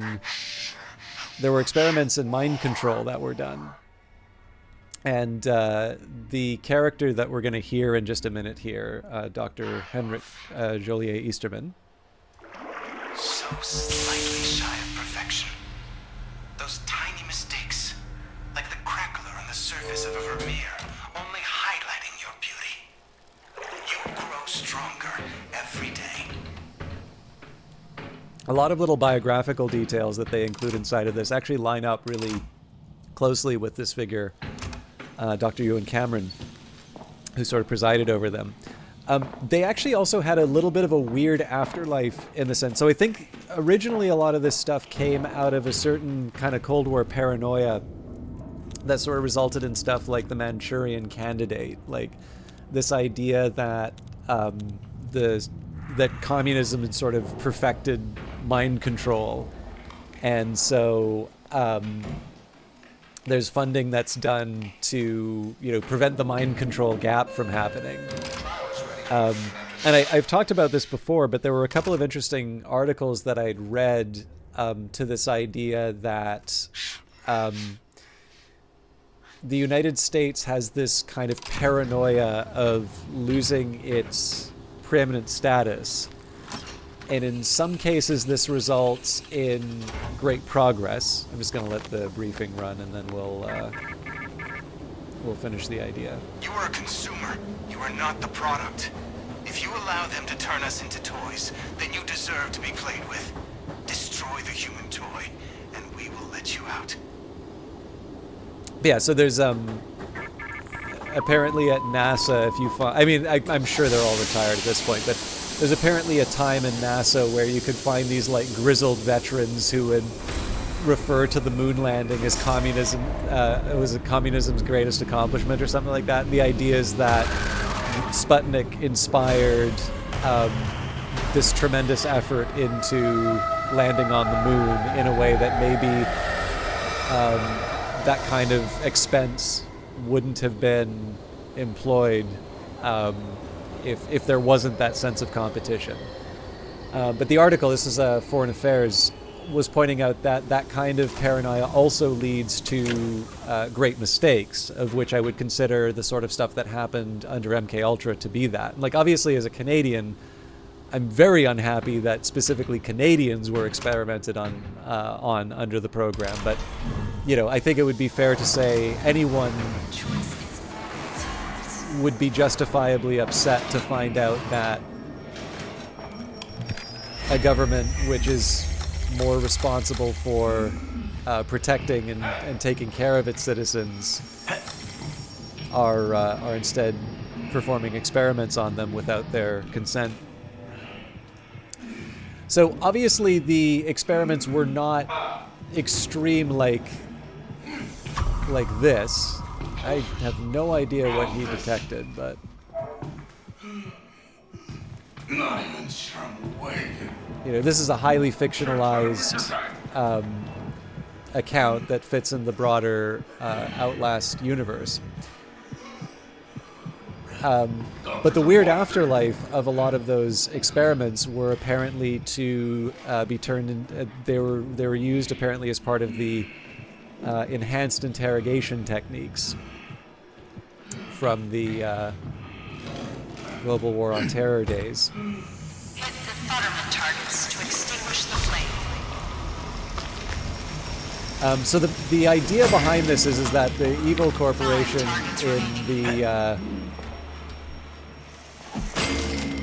in the Outlast universe, Murkoff. Okay. Oh no! So, I gotta find an antidote, otherwise I might as well say goodbye to the... Well, I'm probably already saying goodbye to the run at this point. Well, bought me a little time. Oh no, I'm dead.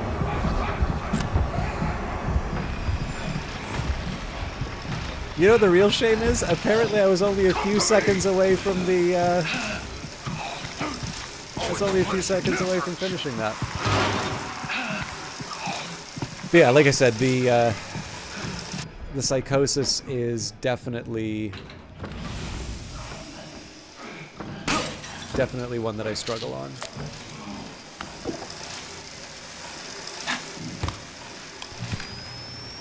Ooh.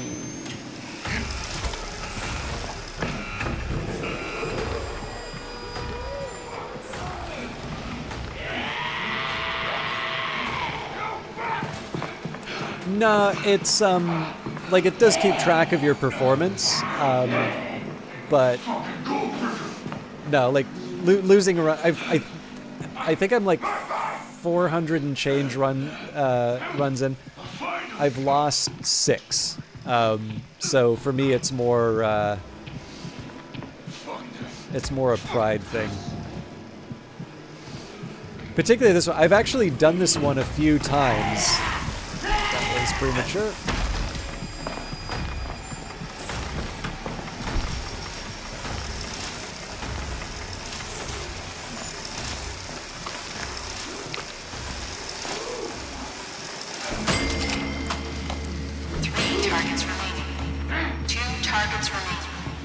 They don't see me yet, so...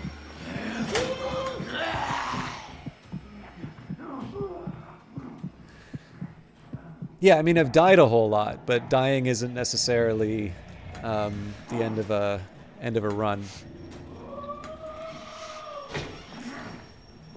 But yeah, anyway, sorry, I was trying to explain the general premise of the game. But so basically, the idea is that the evil damn it! Got caught on the furniture.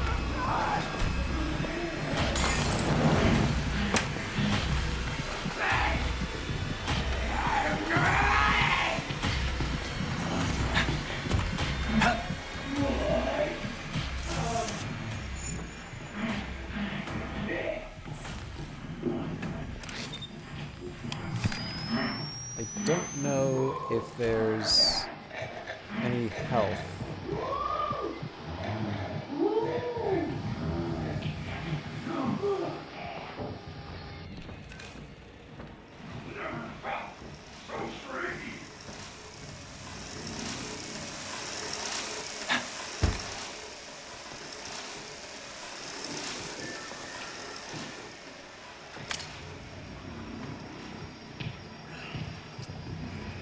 This will get bad in a minute. But yeah, so you're there's a few different reasons why these trials are happening, but the specific reason your character's in them is that there are these charity centers that have been set up. Sorry, I hear a bad guy, I just don't know where they are.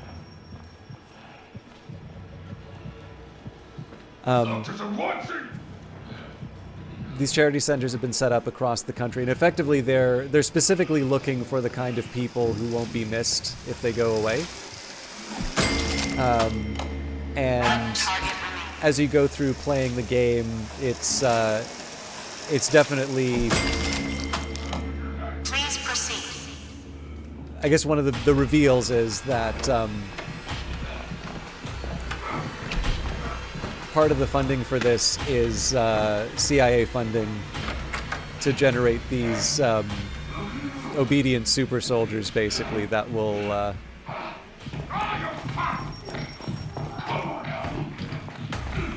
do whatever they're asked.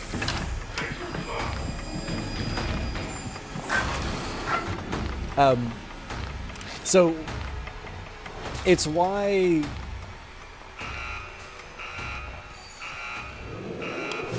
Okay, that's a picture. I don't want to be anywhere near that.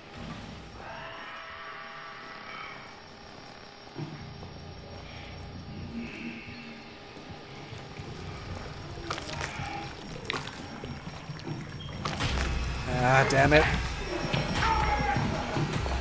Okay, I should be able to give him the slip. Oh boy.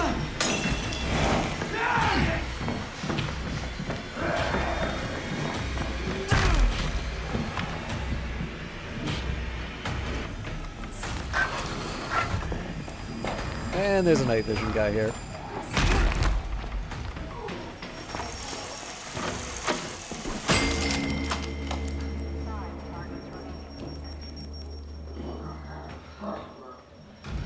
Alright, which horrible fate do I want to face down?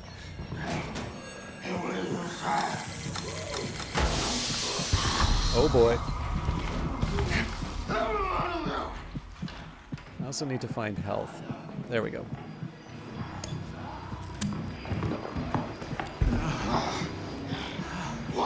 This is very, very dangerous here.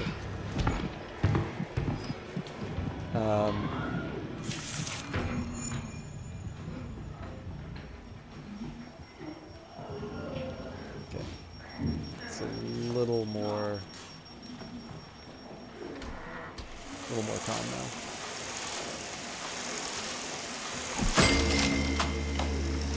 Targets remaining. Yeah, exactly. So what is kind of interesting behind this is that the program is reasonably well thought out. So it's not just they're looking for. It's not just that they're looking for people who won't be missed when they go, when they vanish. It's also this idea that these are people without sort of strong personalities on their own, and so can be shaped into the sort of soldier that they're looking for. And there are some interesting ideas. So in the Outlast games, in Outlast 2, there's a cult that develops. In this game, it's actually revealed that the founder of the cult was one of the subjects in these experiments. And in the book, it keeps referring to the spider-eyed lamb. And what's sort of revealed at the end of the Rebirth episode is that Spider-Eye Lamb is... oh boy. If it's Henrietta, I'm just gonna cry.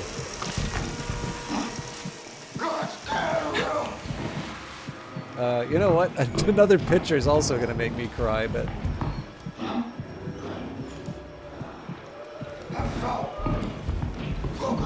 Man, she's got like a homing device on me or something.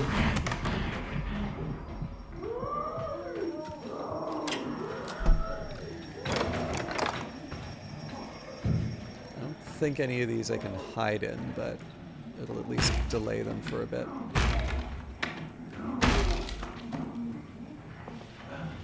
I'll just hug the dirty laundry for a bit.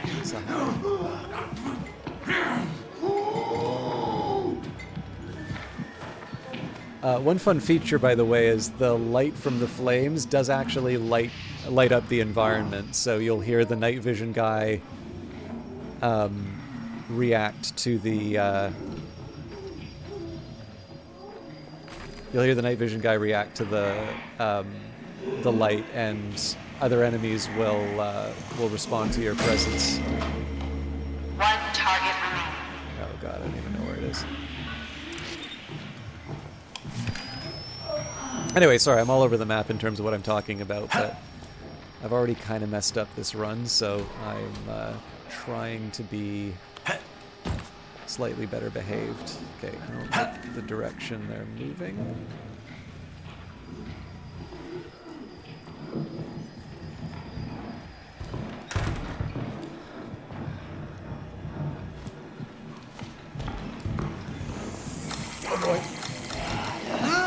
Okay, you know what, screw it. Let's just smash the windows and give ourselves another exit.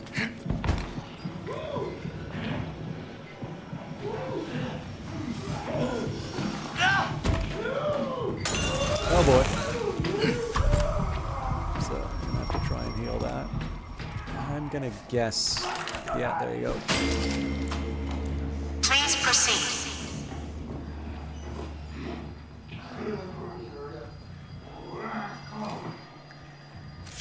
Alright. So I guess the question is, where do I think I'm gonna get health in a place...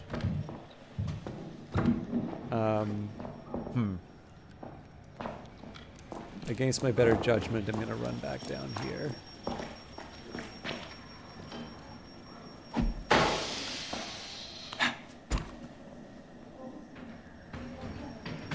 There we go.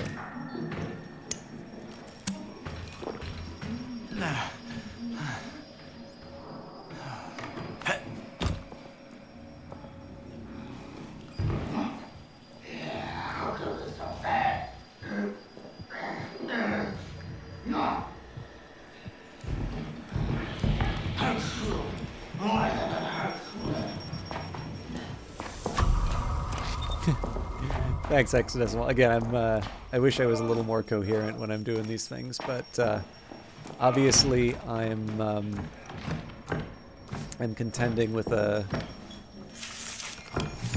rough start, and again, I'm trying not to get too tilted, but obviously getting a D, or I guess a D plus on one round. That sounds like Henrietta. Yeah.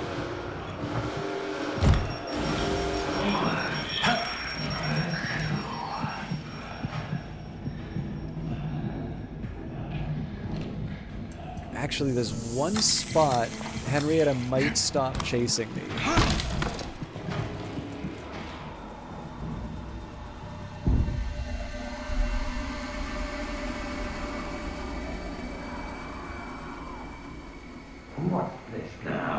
Oh, crap. Yeah, so she can get through that door. It probably just made life hard for me.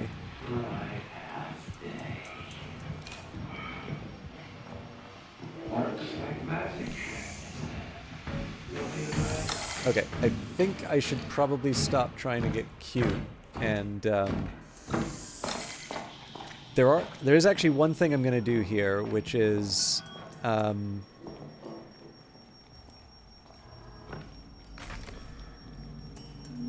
so I think Henrietta takes about... yeah, so Henrietta's a special one.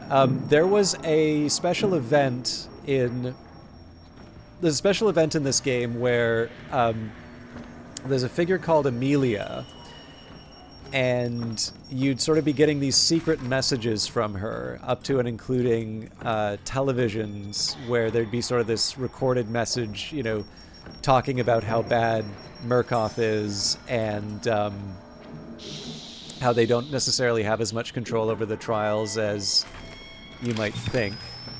I'm rather intrigued by the fact that Henrietta doesn't seem to be coming around, so maybe I did actually get rid of her.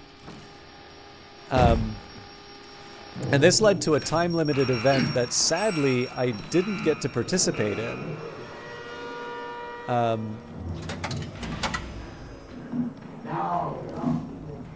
But basically, it was an escape. So, you know, Amelia sort of helped people get out of the trials and into the wider world. Okay. So you can hear an enemy known as the Pusher, who came in through the sort of those little elevators. I'll be able to show you one in a minute. Now in it, there are these sort of giant enemies. So you can see, like, the giant woman that was sort of chasing me around upstairs is an example of them. I think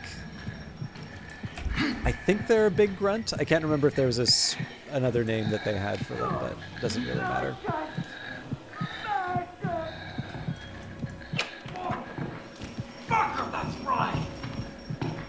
Okay, he's gonna come after me if he's looking in the wrong direction. I'm gonna wait to see where he's going before I try to do anything.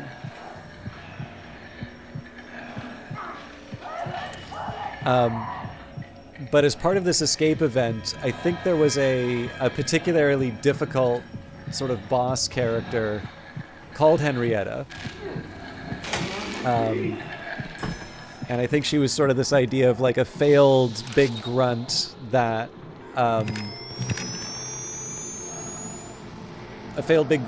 was sort of staying alive in the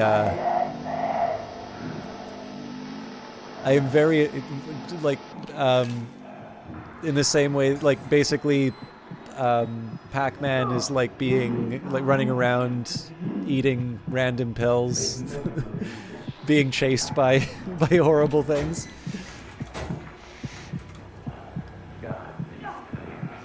Okay, here we go. Okay, so you can see that light going there. I'll explain that in a minute.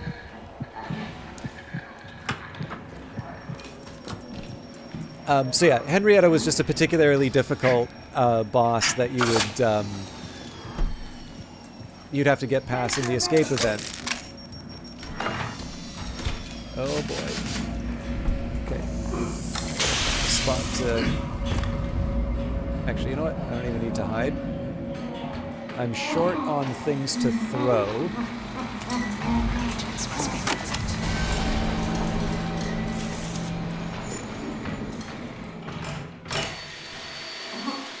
No, it's a good point, Hexadecimal. I didn't really think of it that way, but it's implied that these people are participants in the experiment who didn't perform. Mr. Futterman is, or Dr. Futterman, is the hand puppet that the Prime Asset... Oh boy.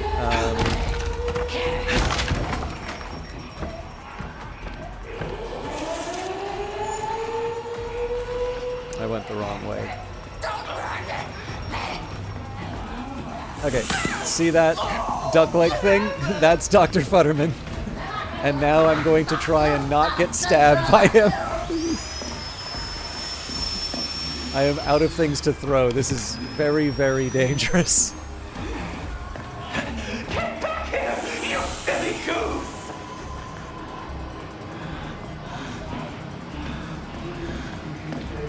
So I'm just gonna... Well, let's go say hello.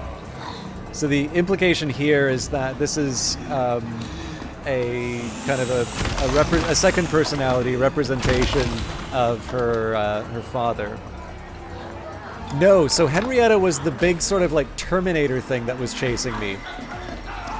Oh, Jesus. They're totally gonna kill me. This is a disaster.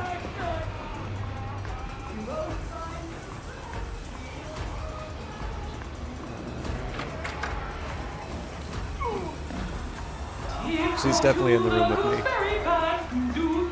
So that is Doris Futterman.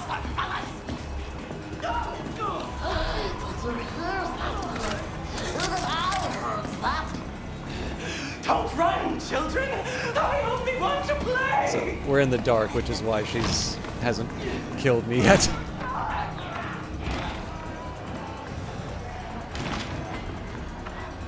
It sounds like there's an enemy somewhere on that side of the room, so... Oh, okay. Not quite what I was expecting, but...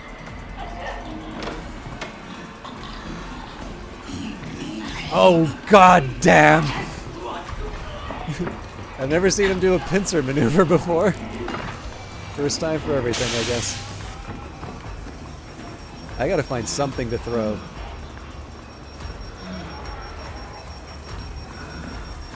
But yeah, so sorry, Henrietta, assumed to be dead, was later turned into this thing that will relentlessly chase after the, good lord.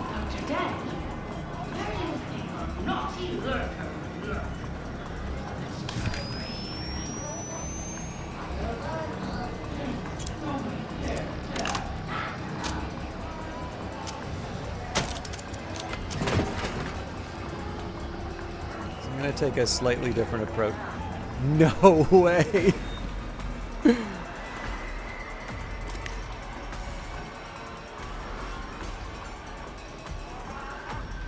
Before I go to the exit, I gotta load up on things to defend myself with.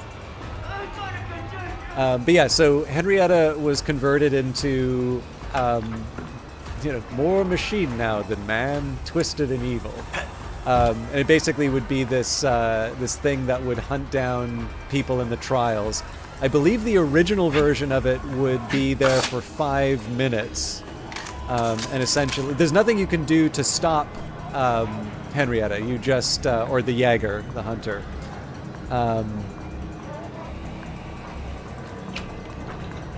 You just kind of need to outlast. What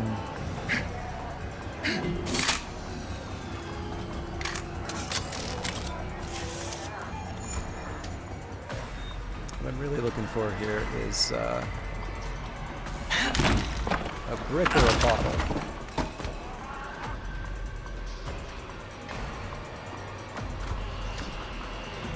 Okay, well, we've seen enough of this place, but...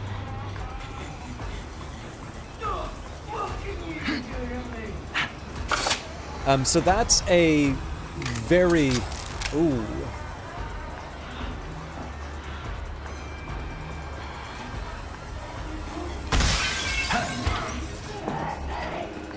Okay, at this point I just gotta get out of here. So Henriette is a unique... Oh boy. Just let him do his thing.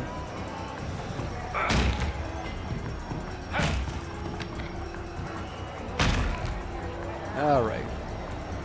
That's a little bit better. I can find one more thing to throw.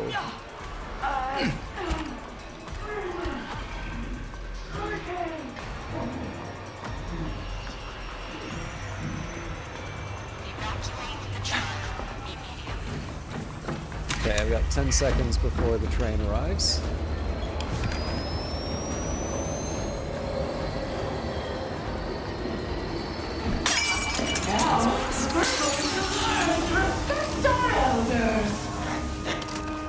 Okay, now I can actually explain all this stuff. But yeah, so you'll have A minus, damn it! Alright, we're gonna do this one more time.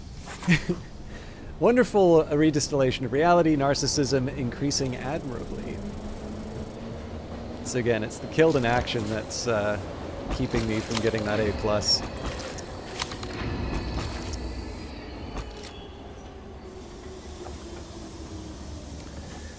But yeah, so each trial is sort of overseen by a prime asset. The idea about the prime assets are they are uniquely, they're uniquely charismatic individuals, and they sort of, they don't exactly hold dominion over the trials because they are still being held by Murkoff and like used as part of the experiment. Every trial is an evaluation and a prize in the same moment. A performance this good is its own reward. Treasure it, and you're welcome. But they're also I can actually show you as I go through. Yeah, no, it's all good. I mean, the problem is that I do screw up in this game quite a bit, so you know, that causes me to sort of panic a little bit and you know, try and get out of the bad situation I find myself in. Although I guess I can show... Well, tell you what, I'll talk about the meta progression after I get what after I get the result I'm looking for. So maybe just to explain what I'm doing here, there's 4 difficulty levels in the game. So there's introductory, and out of all of the trials, I've gotten an A+ in every single thing on introductory, standard, intensive, and psychosurgery. So the way that this game works is that they add variators to each of the levels. So in this case here, the variators for psychosurgery are increased threat 2, so maximum population of brutal enemies. The largest number of enemies possible is present in the level. Unreliable doors, extra barricaded, trapped, and blocked doors in the trial, which you've probably seen a good demonstration of. There basically aren't any normal doors. More and deadly traps 2, so maximum amount of deadly traps. Limited items number 2, amount of items found in the trial is very limited. Limited hide spots 2, very limited amount of hide spots in the trial. And then psychosurgery, the variator is a combination of things. So maximum trauma, rig cooldown extended, less inventory space, no player names, no intel, And I think someone suggested that the enemies also move faster in that one. So what I've been doing once I finish all of my tasks is I've been slowly going through all of the levels to just get my A+ on psychosurgery so that I can sort of say I've mastered everything, and then as they add more levels I can I can just work my way up in the new material. But the prime assets, which you can kind of consider the bosses, there's a few of them. So the first one you probably meet is Leland Coyle in the police station. So he's a dirty cop with a stun baton that's overclocked to kill you. And he's kind of unique in the sense that if he hits you with his baton, that rig, the thing that's giving me the X-ray vision, it goes, it's disabled for a certain period of time. Mother Gooseberry, so in this case, children's entertainer who is also a murderer and has a improvised puppet drill. That's her dentist dad. She will not disable your rig if she hits you, but she does inflict bleeding, which is good for another bar of health. So I think one hit from her on psychosurgery will take you for 3 of your 4 bars. Unless you can find a bandage, which will, help with it'll stop the bleeding. But of course the catch there is that, if I'm playing on psychosurgery, I've got limited items. So the chances of me having a bandage are pretty low. So those were the first 2. The next prime asset that was added is Franco Barbie, who's like a baby gangster. It's also the first character that has a ranged attack. Or the first prime asset that has a ranged attack would be more accurate to say. So he's got a shotgun. And actually his sound is really hard to track where he is in the level, which I've noticed. So that also was the original. 3 original levels were Police Station, Orphanage, and the Fun Park. After that, there was another prime asset, the Crest twins, sort of incestuous conjoined twins, because why not? That's in the shopping mall. So Otto Kress is a politician. Aurora is a gifted chemist. The big blade is the thing you really need to worry about.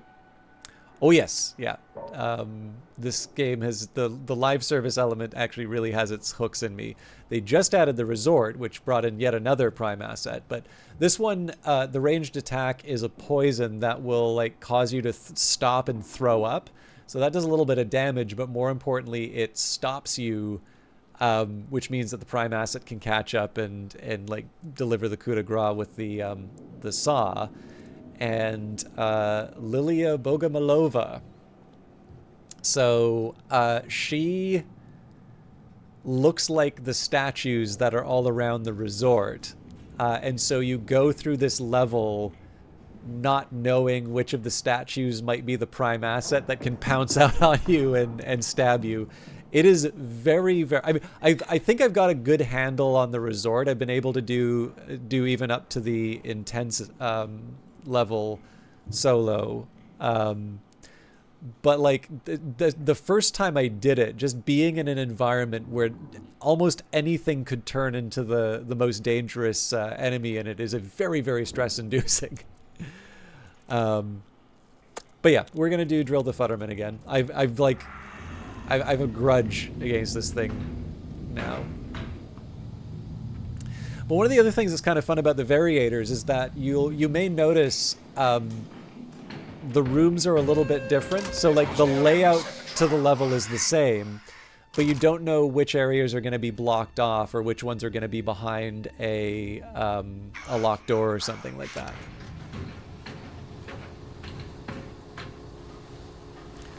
And then, as you probably have seen, all of these different characters has sort of a bit of a backstory for it, which is one of the things that impressed me the most about this game. I'm just going to let the briefing go. You are not the product. If you allow them to turn us into toys, then you deserve to be played with. Destroy the human toy, and we will let you out. So while obviously I get salty about a few things like, the night vision guy seeming to be able to kill me in the area he's not supposed to see me, what really impresses me is that there is kind of a conception that we have about live service games, and like it's, I don't know, it's the sort of thing that mobile games do that. They don't have stories and so on and so forth.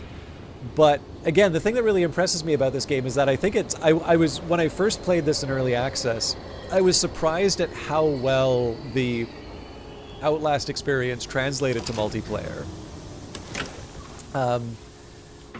And they still tell the Outlast story, but like in this case, it's more you pick up evidence and sort of lore as you play. I'm still gonna try, even though this is arguably the harder path. I think I need to take my medicine and. Oh, I didn't mean to make noise there, but.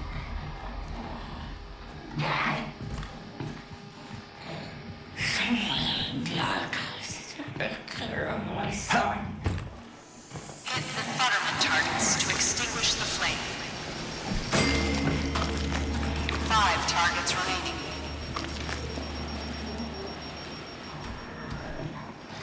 Uh-oh.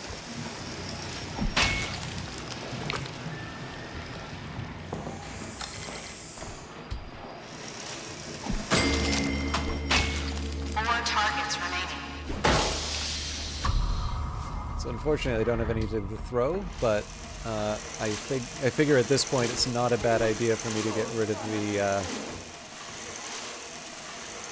the major risks. Oh, that's Henrietta. Shit.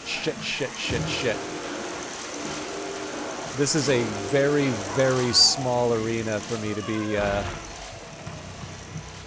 dealing with her in.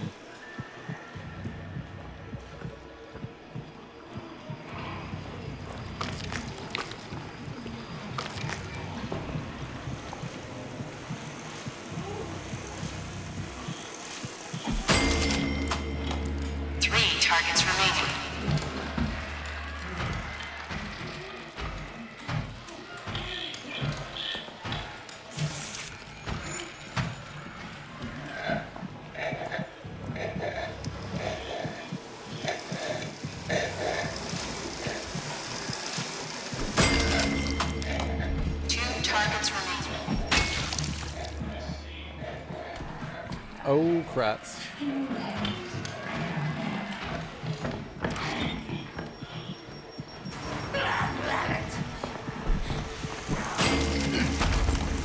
One target remaining.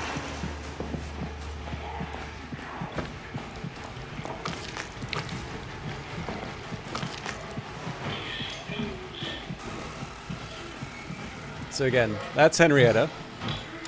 I'm deliberately trying to waste her time. So if she catches me, at least on psychosurgery, it's an insta-kill.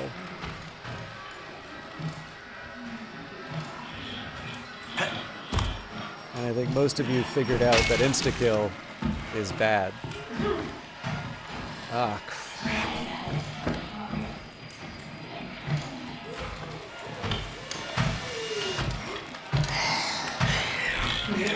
No!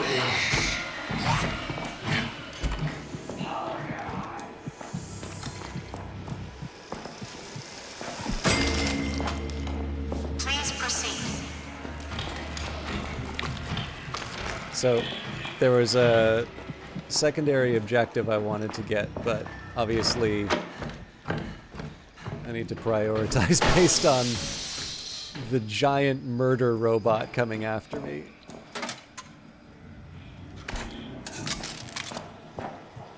So I think I'm just gonna wait for her to, yeah, there we go.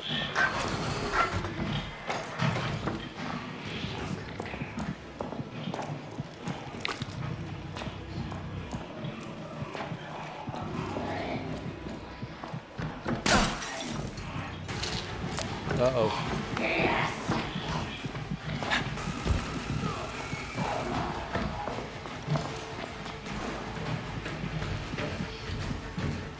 So I was originally going to try and get that poster. Yeah, no, Henrietta, like, there's nothing. The first time I saw this, it was like the craziest. Okay, but she only lasts for 3 minutes, so she walked back into that drop-off spot. But yeah, so I had no idea what it was. Like again, I had had a long hiatus from the game, so you have to imagine what that is like to think you know how the game works, and then out of nowhere, this giant like again, it's called the Jaeger technically, but she has a name.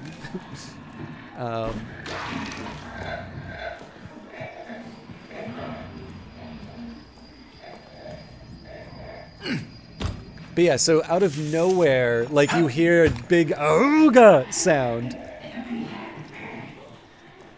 And then this thing with like a Terminator-like thing with a green eye is constantly moving towards you. And I was in like pitch black, right? I'm used to hiding from things in the dark when I can. This is one of the reasons why I do this area, because there's not a lot of dark areas for me to hide in, which means I basically just need to get better at you know, managing the threat. But like no matter where I was moving in the level, like this giant thing was so obviously moving, you know, towards me. And then like if you listen carefully, you can actually hear sort of the instructions being given to the Jaeger, but like it's very obvious nothing good's gonna happen to you if the thing catches up. So okay, let's see what this is. He can make me lose my marbles, so I'm just gonna hide for a minute. But yeah, so even if I was hiding, right, Henrietta's gonna walk up and kill me. So particularly in a level like this, it can be very challenging to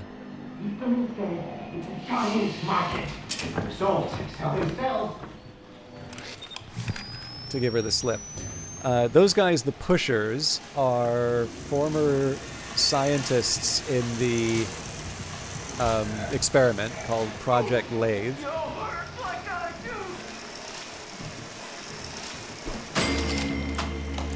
5 targets remaining. 4 targets remaining.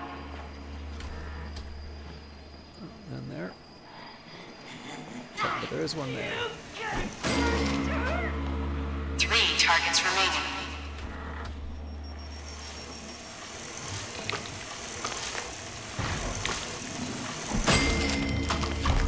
2 targets remaining.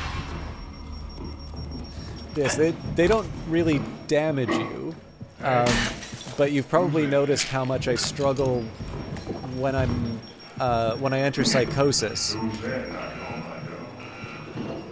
You get chased by this representation of Dr. Easterman, known as the Skinner Man. I do always wonder if the Skinner Man, like if the name is specifically chosen as a reference to B.F. Skinner. 1 target remaining. So this guy won't damage you,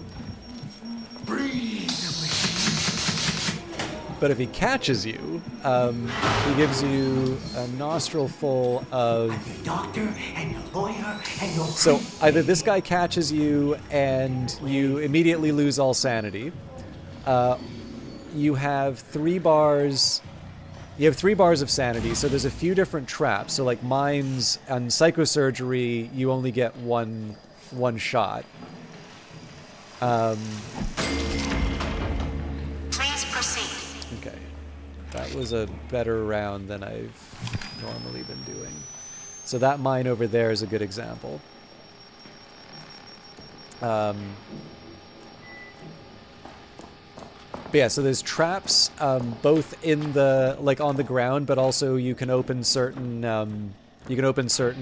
containers, and it will it'll have like a trigger to release something that makes you lose sanity. You usually lose like 1 bar for those ones. Yeah. I've usually died each time I go. I lose my sanity, so, and then I IRL lose my sanity because I want to win this. I should mention these posters are the secondary objective, but if you want to get an A+, you basically have to do the primary and secondary objective. I believe the way the scoring works is that if you do the primary and secondary objective with no, like no negative things, like no damage, no lost sanity. Yeah, exactly. You're exactly right. There's more posters than the requirement. However, you still get more score. I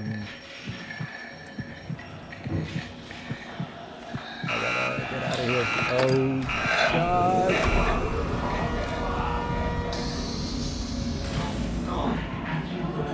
Okay, you know what? I'm getting out of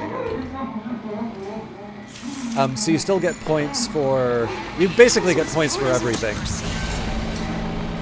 But yeah, getting the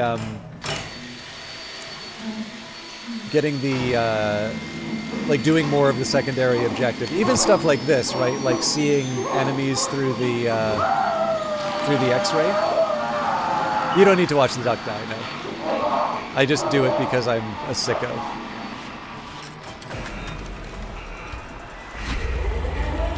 Oh boy.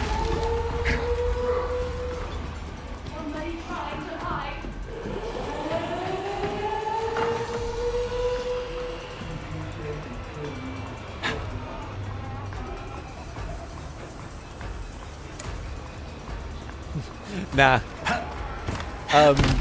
The resort has, in my opinion, quite a disturbing murder in it, and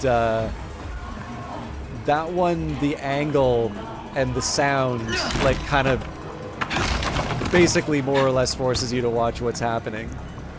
So, like, in one sense, it's really compelling stuff, right? Like, it is not easy to make people feel, you know, genuinely uncomfortable. But, like, on the other hand, like, there is definitely a side of me that says, like, can't we make games about nice things?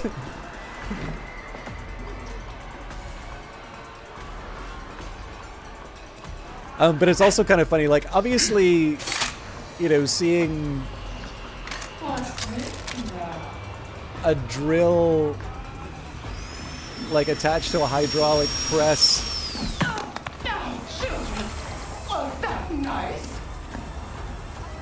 go into someone's spine is, yeah, that's not most people's idea of a good time. I have no idea where I'm supposed to be.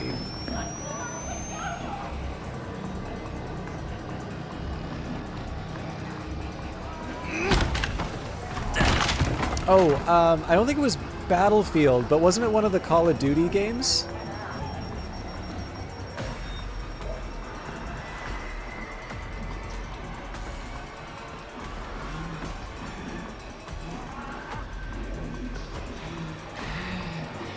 It's best to just let him finish.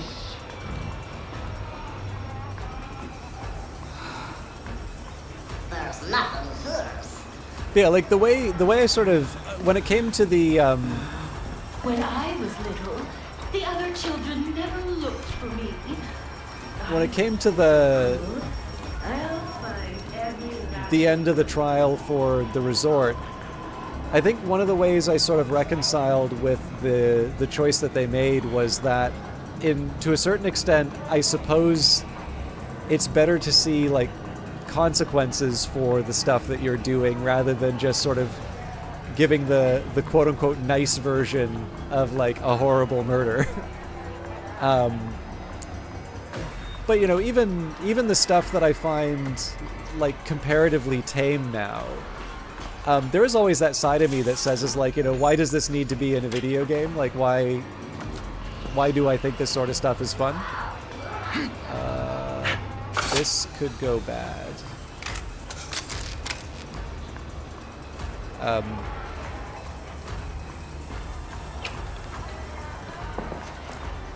But I will also kind of confess that I think Red Barrels, for me at least, Red Barrels has sort of earned a degree of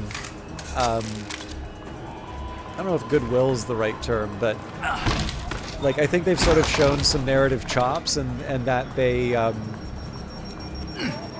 usually have some thought behind the games that they make, that I'm at least willing to... Oh, okay, let's be careful.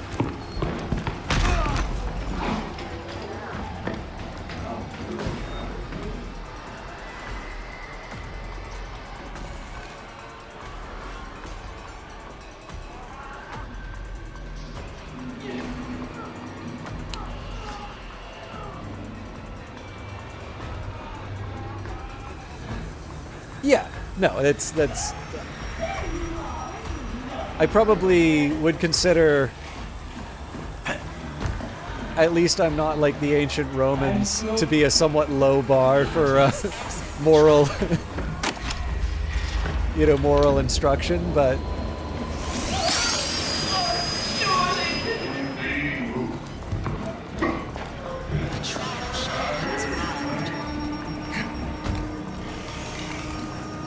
I know exactly what you're saying. Like,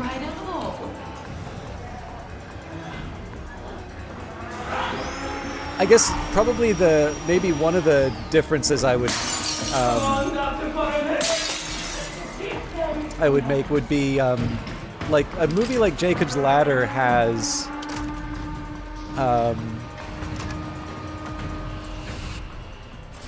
there we go, A+, no deaths. Absolute psychopath. There are actually some astonishingly cruel things that that animals do to each other. But yes, we certainly seem to have more of a capacity for viciousness than I would particularly like. I'm actually, the funny thing is, I'll play games like this and really enjoy them. But I'll, like, if I'm writing and I have like a character and I'm like, obviously with drama you'll do horrible things. I'm actually a real wimp when it comes to it. I feel bad whenever I do bad things to characters in stories. But yeah, I mean, again, like when it comes to Red Barrel, like Red Barrels, they've done they've done Outlast, they've done Outlast 2. Even the You make this look easy. You inspire me. With partners like you, I can just pile on the sadism, the abuse. You're beautiful. I'm going to shower you in humiliation and contempt.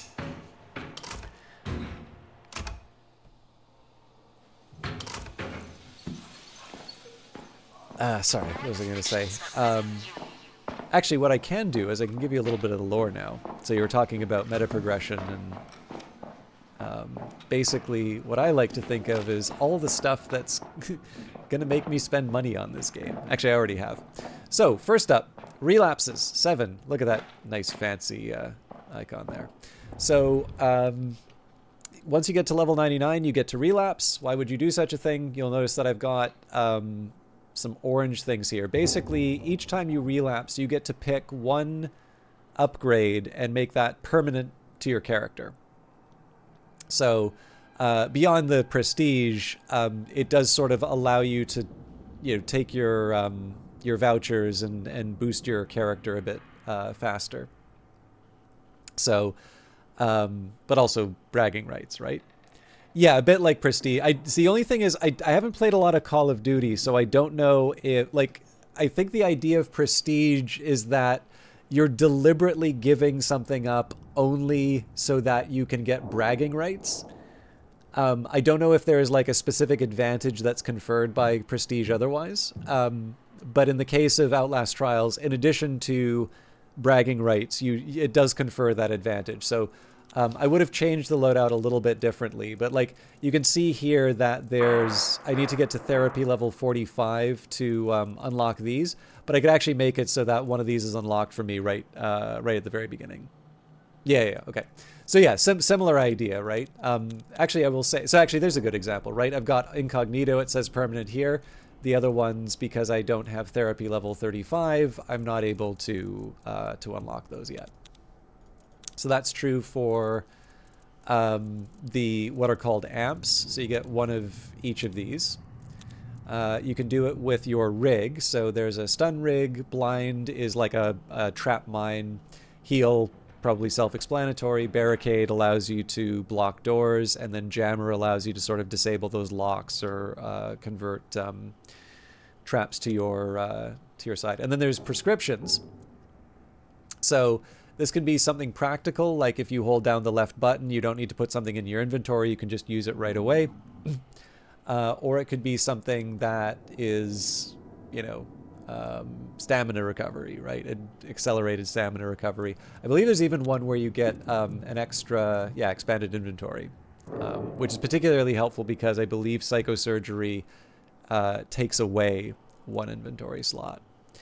So as you level up, you get these vouchers. It costs basically 2 vouchers per prescription, 2 vouchers for an X-ray and each upgrade, and then I believe it's 2 vouchers for the amps, but the amps, of course, come when you are higher level. So again, if I could do it over, I would actually go for, there's an evasion, which, like, if Henrietta grabs you, it allows you to sort of escape. So it's a very, very helpful one. Hide and breathe isn't bad, but like now that I've played on psychosurgery a bit, I would have picked it. But again, I need to relapse. Right, I need to do 99 levels to pick one. So I'm at the point now where I'm trying to lock in more of these prescriptions rather than spend them on on stuff that helps me evade one particular enemy. So I mean, it's a live service game, right? So you're gonna have daily quests, weekly quests. Right now they're doing flashbacks of old events, which is, I'm hoping the end of this results in the escape event again, because I would be really interested to see what it's like to play that. And then when you start the game, it gives you the New You catalog. So that's what these stamps are for, and you go through and you buy a bunch of things. And then you go through the season. So I've basically maxed out all the seasonal catalogs. One of the things that's nice about it is that it gives you, for each of the seasonal catalogs, there's 10 pages which have 100 Murkoff coins. That's the premium currency. Normally you spend real money for that. And each of these seasonal catalogs costs 1,000 coins. So if you finish a New You, you can move on to Project Lupara Season 1, and then, you know, finish that off and you get 1,000 coins, and then you can move to season 2, 3, 4, 5. So it's a really good art style, I agree. Now, so one thing I kind of like about this is that, you know, it is a premium game, right? Like you pay to play it. I've always wondered what it would be like if they made it a free-to-play game where you get the original 3 levels for free, and then you would pay the one-time fee, like let's just say the cost of the cost of the game right now, as a DLC to like unlock all of the trials. But you know, obviously, I know that would be unwelcome, and I'm sure there's very, very smart people at Red Barrels who have specifically thought about the pricing strategy. But I don't know. I think there's enough new stuff in the game here that the original 3 levels are probably not that bad to give up. But in any case, again, so like I think one of the things that's interesting about the way they've monetized this, because, you know, like we were talking about, they keep adding new stuff into the game. So if you want to just stick with these seasonal catalogs, like you're good to go, right? As long as you fill them out, you do not need to spend any extra money. But there's obviously been a lot of historical stuff, right? So in this case, this is the Halloween event, Geister. There's a winter event, Winter Kills. Toxic Shock is actually the one that they're currently doing a kind of a retrospective of. Primetime seems to be something around spring. That one's actually kind of funny because you were asking if they add extra bosses. This is actually one where a second Prime asset comes in. So you could have like Mother Gooseberry and Coil, or Coil and Franco Barbie. And I noticed the cycle seems to be Geister, Winter Kills, Primetime, and then there's like a special event. So Countdown's the one that's coming up next week. Amelia, this was that escape event. So if you do these at the time, you get special tickets. You can unlock the catalog again. You don't need to spend any money. But if you want access to the catalog after the event has happened, right? So I wasn't playing for the 2024 prime time. I can spend 500 of the premium currency, which is basically about $5 in terms of at least Canadian dollars. And if I want, right, I can spend the regular tickets to unlock the next 6, which I will do at some point. But what I want to do first, I want to see whether or not... So, one, I want to see if there's any duplicate items in the next prime time, because that's presumably the next event that's coming up. And then I want to see if they do the Amelia event again. And once I've gone through that, once I sort of have an idea of what those will be like, I'll just buy the remaining catalogs. But for the... For Geister 2025, Winter Kills 2025, I already participated in those, so I already have the, I've already unlocked all the stuff. So I actually think it's a pretty decent way that they do the monetization. I am not someone who's opposed to microtransactions, and I think the fact that people have been willing to like continue to buy the game, but also continue to like buy the premium currency is probably one of the reasons why I have so many more levels and like new prime assets to play with. But I do like the fact that there's an option that says, if you don't want to spend extra money on it, that's fine. There's other ways that you can get this stuff. But obviously I've been playing this quite a bit, so I've decorated. So some of the stuff that you unlock will be like new decor for your room. So this is what I used to have for Christmas. It's lots of different things you can put on your desk. Some of these you get by completing certain challenges. So you get this for finishing the shopping mall. These ones are kind of neat. You get these for doing more rebirths. So in this case, I got this for having 10. The idea here is basically 10 characters that completed the therapy and were released as agents. You can, like, basically, if I wanted, I can show you. So, right, so I can just walk in. So I know this person's completed the resort. So obviously the occupant is probably off into a session, so I'll see if I can find.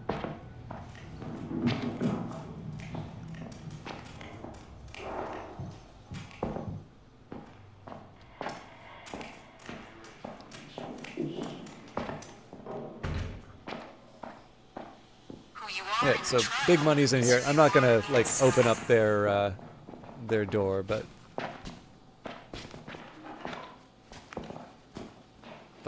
like I can wander around in somebody's room. What a beautiful, beautiful room. Yeah, and actually it's kind of funny. They've expanded the number of things that you can do in the area. So it used to be that you could do arm wrestling.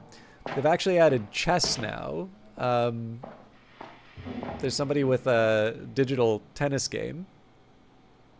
Looks like they're actually... Okay, I've never played this, so...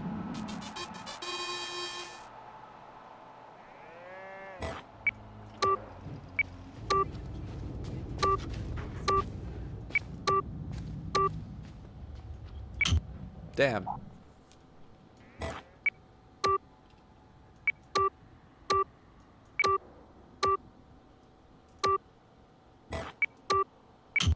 Oops.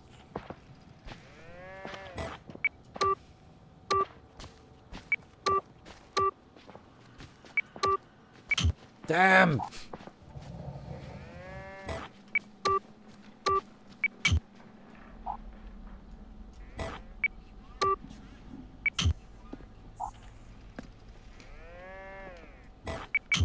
God, I suck. This is the first time I've ever done this.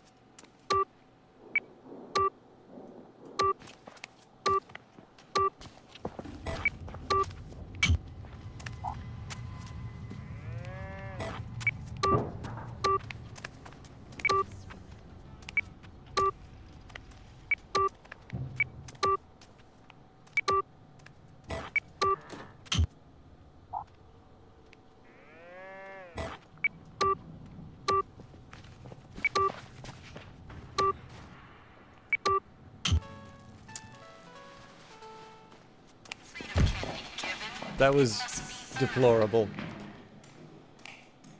I believe I get the point in that case. Yeah, not very good at that one.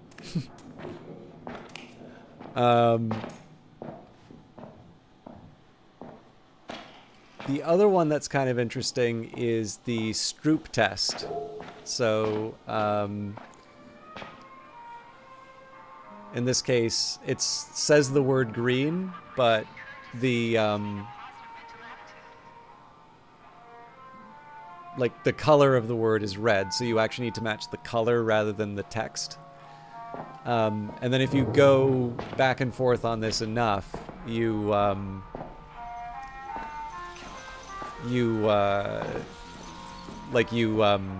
starts doing like flashing lights and stuff like that. So, but yeah, so again, there's a bunch of people in the instance. So if you want, you can just sit down and play a game of chess with somebody, or you can play a game of digital tennis, which turns out is yeah, I mean, I'm assuming like these three are probably in a group together, and like I don't know, I don't exactly. Oh man, it has been a while since I've checked out Star Citizen.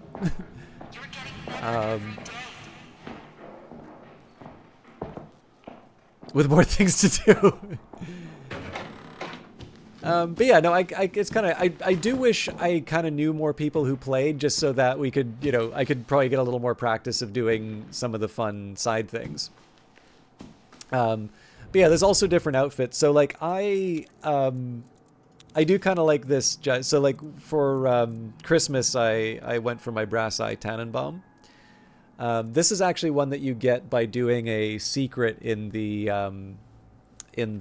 resort mission. These were some rewards from Project Geister. But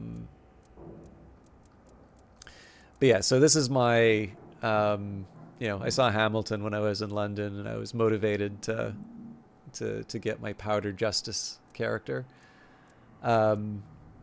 These ones are kind of fun too, so I'd probably do Pillow Man at some point.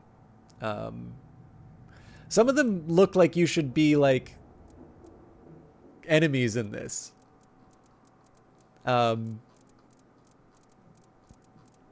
But oh yeah, actually, sorry, I did the countdown catalog because I really wanted the Scarlet Capello.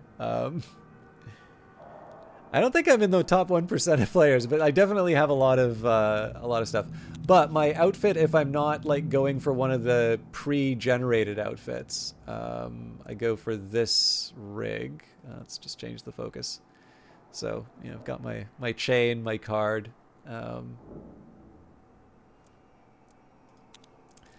And then there's, you know, as you like level up and do certain things, you can get, you know, more, you can get like rarer icons and things like that. But I'm pretty sure this is Marta from Outlast 2.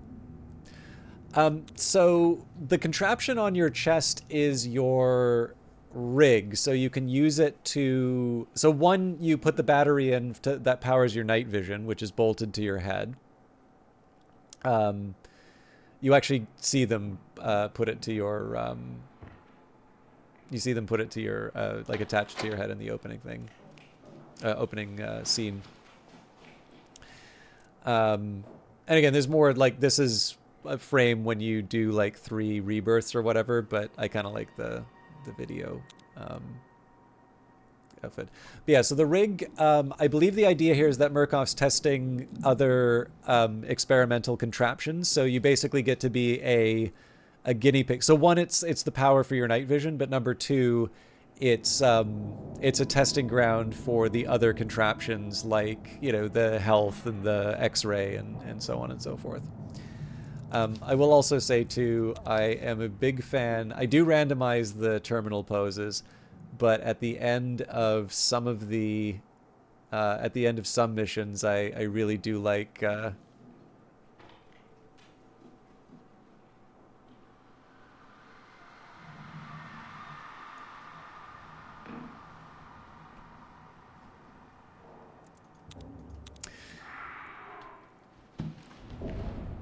So I'm a little reluctant to show this, but here's my record. So 421 trials completed, 6 failed, 104 deaths, 21 rebirths, 3 escalation attempts, and got up to 19 in an escalation. Definitely a lot of those deaths were a result of tonight. I believe, yeah, almost certainly crossed the 100 threshold. So the newspapers are, these are, so, I don't know, let's pick an interesting one. Caracas burns. Explosions, fires, shake capital district. A series of explosions and subsequent fires shook the quiet neighborhoods on and around the Paso Los Proceres, again, not good at pronunciation, midday in Caracas. Police are promising to find the perpetrators and secure the route frequented by President Betancourt and other prominent.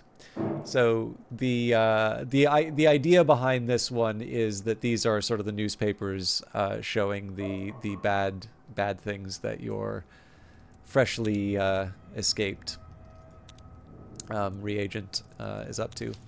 And then that evidence that you occasionally saw me pick up, so you can collect these and it will tell you more of the story of the Señala facility and what's going on. So this, talks about the, this talks about the, actually, tell you what, let's do Road to Señala and, at least the Easterman recruitment.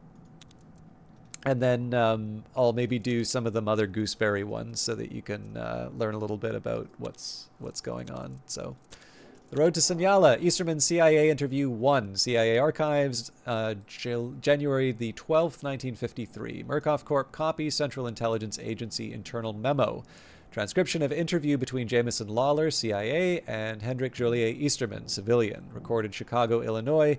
Edited for clarity, minutes 33 through 36. Your president, Mr. Dull's speech at Princeton. Are you asking me? Are you denying you were there? No, I just couldn't interpret your tone. You seem to already know. My point is that brainwashing has already too far infiltrated the popular imagination. July of last year, it was the front page story in every major U.S. city. 21 American prisoners of war refused to come home. Red-blooded Americans who'd rather make their home in communist China. I read the papers. This is the question we need to answer. Why in the name of God would anybody, given the choice, become a communist? You're talking about thought reform. I'm talking about brainwashing. You've read my work. You have to forgive me. I was working strictly on the assumptions based in the German psyche in the lead up to the German psyche in the lead up to 1933. The red material coming out of it? The red material coming out of? No, that's exactly the assumption we're working off of. The basic truth, the notion of belief, is exactly the same between communists and National Socialism. Communism and National Socialism. You talked about that. The subtler menace, the upstream movement. The political truth backing into culture, into sex, advertising, music, consumption, drugs. Everything is language. Everything is language, yes. Your brother killed himself. Note several moments of silence. Your brother killed himself in Korea. He was a lieutenant, I believe. You have this thing you do. You say things that sound like questions, but aren't questions. I don't say anything that's not true. We can't know. My brother died alone. The forensics were sloppy. You don't think he killed himself. A lot of strange things happen in war. Correct. Emphatically correct. What have we been talking about? I have an opportunity for you to study what happened in Korea. We're holding KPA brainwashing subjects in Hong Kong. We need somebody with your bona fides to investigate. Arrived in Hong Kong, Easterman Letters, February the 9th, 1953. Copy, private correspondence of Dr. Hendrik Joliet Easterman. My darling Irene, burn this letter once you've read it. The weather in Hong Kong is surprisingly mild, and I fear it was a mistake to forego my scarf. This town, I would shudder to call it a city, seems to be made largely of bamboo and damp cardboard, and I live in constant fear of earthquakes. The facilities for my research, however, are as stalwart as I would expect from the greatest army on Earth, and my initial interviews have been illuminating. I feel certain that I will be able to find evidence undercutting the foolish business of Stanley's so-called suicide. I've so far interviewed 4 veterans and 1 Lutheran minister, all war prisoners of the Korean People's Army. I've yet to find solid evidence of specific psychological programming, but the degree of trauma is truly impressive. Food here is too spicy, and I miss you terribly. I know you don't like me to repeat myself, but I have found my letters to you before hidden away in your unmentionables, and really, you must burn this letter after reading. Yours faithfully, handwritten signature. Science Opportunity, Murkoff Correspondence, April 19th, 1954. Murkoff Corp, interorganizational letters only, copy, correspondence between Olivier W. Branjic and H.J. Easterman. Heading removed. Dr. Easterman, please let me introduce myself. My name is Olivier Branjic, Assistant Director of Behavioral Medicine at Murkoff Corp's Mount Massive Hospital. Mount Massive is the location of the first Outlast game.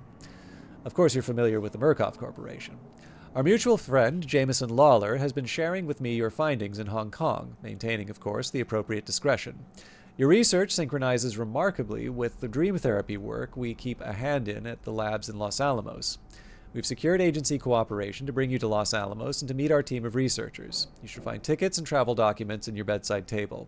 I strongly suggest you accept the invitation, as this letter is tangential to highly sensitive national security issues. Your knowledge of such activity, even without your active participation in such activity, could represent a security risk requiring some enforceable form of silence. But don't come simply to avoid punishment. The research our scientists at Los Alamos are engaged in is vital, inspiring work, well beyond any of the brutish, clumsy methodologies demonstrated by their enemies in the communist world. I was told you were a man who could believe in miracles. Olivier Branjic, ADMB, Mount Massive. There's definitely a couple of other instances of the letters in these cases where sort of Murkoff is asking but not really asking. Los Alamos, Easterman Journals, April 30th, 1954. Murkoff Corp. Personnel Surveillance, copy, Private Journal of Entry of Dr. Henrik Joliet Easterman. The New Mexico desert is as dry and quiet as Hong Kong was wet and noisy. I've been reviewing Dr. Wernicke's notes. Dr. Wernicke is a character from the original Outlast. And if he were alone in these endeavors, I would safely categorize him as delusionable, irreparably damaged by the guilt of his participation in the Nazi business. Ghosts and fairy tale boogeymen. But his results have been thoroughly vetted, and I'm left feeling unmoored from reality. The Horror in the Clay, Easterman Journals, May the 1st, 1954. Horror in the Clay is definitely a reference to the Call of Cthulhu short story. Murkoff Corp. Personnel Surveillance, copy, Private Journal entry of Dr. Henrik Joliet Easterman. Saturday, perusing a used bookshop in Santa Fe, I found a book of monster stories collected from Weird Tales magazine, including a favorite of mine as a child. The story is feeble pulp, the work of a slavering fetishist simultaneously terrified and aroused by our dusky brethren's more atavistic modes of worship. But the opening paragraph struck me as oddly applicable to my new friends at Los Alamos. The most merciful thing in the world, I think, is the inability of the human mind to correlate all of its contents. We live on a placid island of ignorance in the midst of black seas of infinity, and it was not meant that we should voyage far. The sciences, each straining in its own direction, have hitherto harmed us little, but some day the piecing together of the disassociated knowledge will open up such terrifying vistas of reality, and our frightful position therein, that we shall either go mad from the revelation or free from the deadly light into the peace and safety of a new dark age. It is May Day. Workers of the world unite. And The Sake of the Future, Easterman Journals, May the 4th, 1954. Murkoff Corp. Personnel Surveillance, copy, Private Journal entry of Dr. Henrik Joliet Easterman. I've been warned against talking politics with our Dr. Wernicke. I believe the exact phrase was, "We can overlook his past for the sake of the future." This Branjic, blast these foreign names, seems to think my research into brainwashing and ideological revision should somehow mesh seamlessly with the old German's work with microwave signals and guided visual stimulation. Wernicke may be a little more than a sideshowed mesmerist. I've been trying to get Wernicke to clarify the intentions of his experiments, but he somehow steers every conversation to the psychotherapeutic implications of Germanic folklore, with one brief foray into the inherently doomed nature of all heterosexual relationships. He does have his points. Strange dreams since my arrival. Wernicke is certainly a vital and handsome man. I'm reaching out to Murkoff Human Resources again to see about getting Irene out here. A man needs to be able to concentrate. So definitely there's a lot more to Easterman, but again, there's quite a bit in terms of text here. I didn't want to spend too much time on it, but I will also go into the background of Gooseberry. So this one's only 4. So Gooseberry at Holmesburg, Clyde Perry Letters, December 13th, 1956. Murkoff Corp. Interorganizational letters only. Telex to A. Bradley Avellano, Senyala facility from Clyde Perry in Philadelphia. Gooseberry at Holmesburg. Secured interview with Phyllis Futterman at Holmesburg Prison, north of Philadelphia. Subject near unrecognizable compared to archive photos and mugshot. Phyllis Futterman, it was Phyllis, not Doris. Phyllis Futterman, along with the majority of inmates, have been subject to dermatological experiments under the supervision of Dr. Kligman, testing commercial products for redacted and redacted. Futterman's been exposed to carbonic acid, dioxin, and grafts of infected corpse flesh. Other inmates have gotten worse. Futterman's physical health remains remarkable, even if she does look like yesterday's guacamole. Interview lasted approximately 20 minutes. Gooseberry background. Clyde Perry Letters, December 13th, 1956. Murkoff Corp. Interorganizational letters only. Telex to A. Bradley Avellano, Senyala facility from Clyde Perry in Philadelphia, Pennsylvania. Subject Gooseberry background. Continue. Brief background précis on Phyllis Futterman. Daughter of dentist Dr. A. Futterman of Philadelphia, Pennsylvania. Mother out of the picture. Phyllis worked as her father's assistant from a young age, used puppets to distract adolescent patients during drilling and surgery. Young Phyllis's hobbies included taxidermy and musical theater. The Futterman's popularity led to a locally broadcast TV program, the Mother Gooseberry Hour, on air as of 1951. Following Dr. Futterman's death, Phyllis suffers hysteria and disassociation. Dr. Futterman's corpse still has not been located. Tone of the Mother Gooseberry Hour shifted. Adolescent audience conditioned through classical application of abuse and praise. Phyllis rated as highly charismatic. Adolescent audience becomes cult-like, engaging in immoral behavior, drug use, and other shenanigans leading to larceny and assault. Police raid TV studio in 1955 on charges of kidnapping and racketeering. Phyllis retreats into the puppetry tunnels beneath the set and uses drill to kill 2 police and injure 5 before being apprehended. Sentenced to life in prison at Holmesburg. The raid on Futterland. News clipping. February the 7th, 1955. Transcribed for records of A. Bradley Avellanos. Mother, may I murder? Philadelphia, Pennsylvania.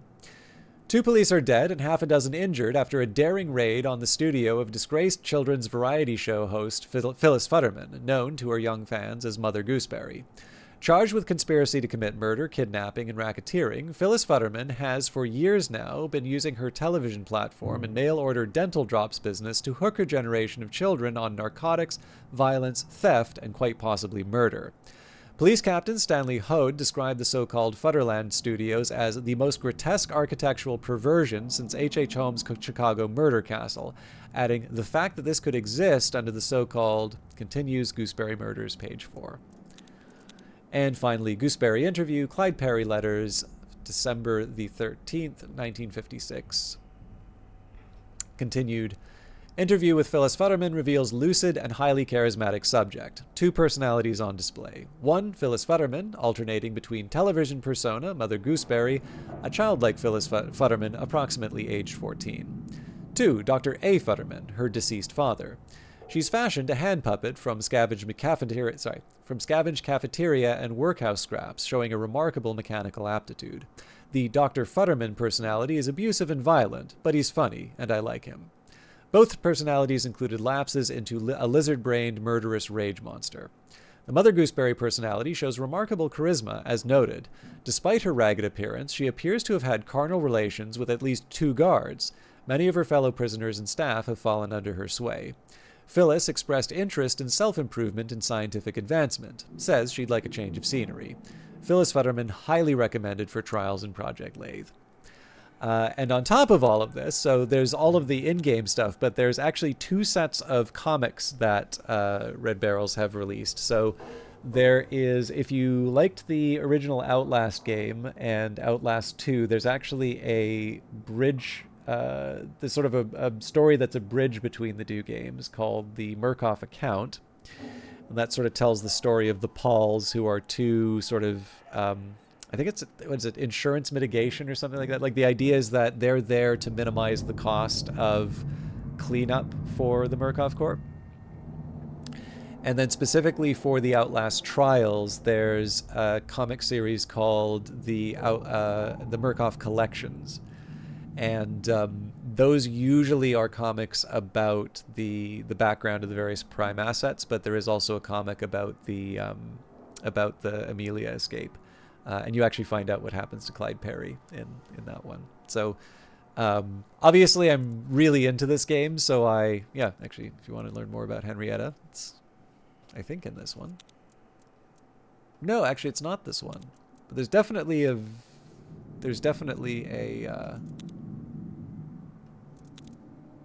yeah.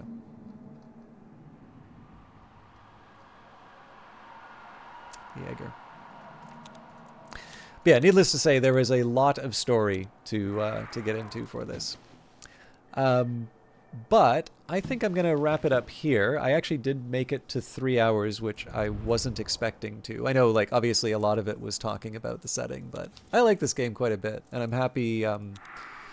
Just a reminder. Actually, the one thing I didn't talk about the game, there's a couple of other, so other than the core therapy, so this is the toxic shock that I was doing a little bit earlier.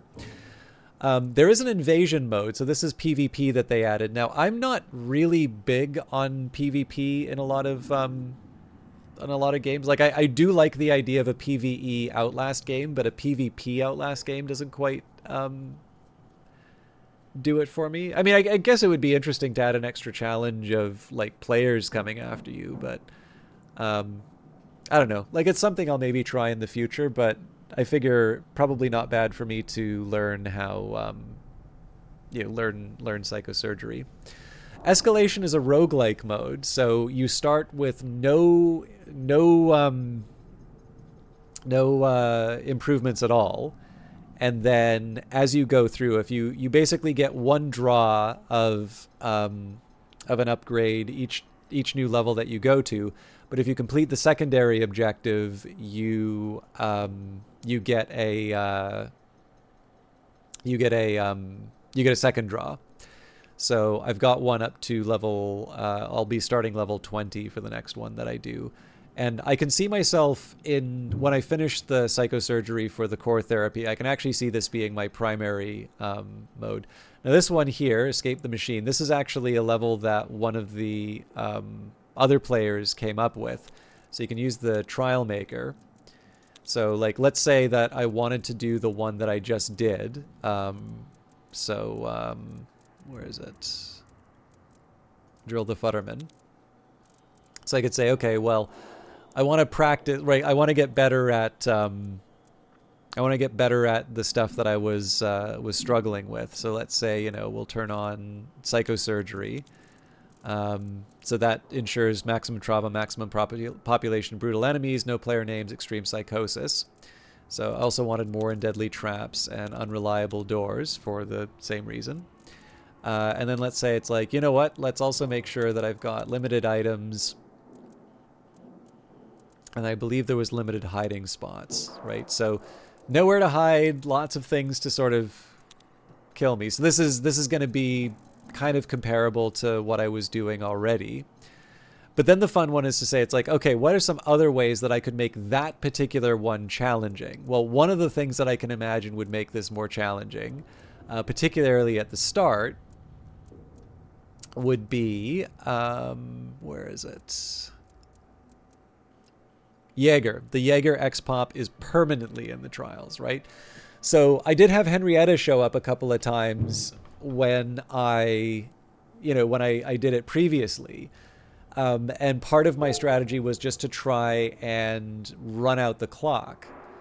Well, what if I had the same constraints that I did in, that last run that I had, but I didn't have a timer. Like, this was always going to be in the level. Well, that's going to force me to think a bit differently.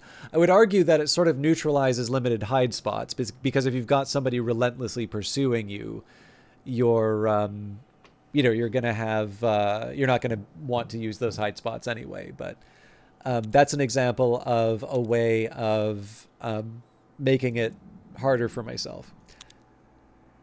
So, close without saving. Another one that I can think of would be, let's try and take like a really confined level. So maybe we'll do something like the courthouse, let's say.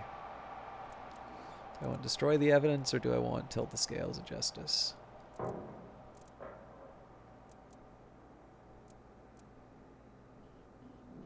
Let's do tilt the scales of justice. And we'll do a similar setup, right? So psychosurgery, lots of traps, unreliable doors,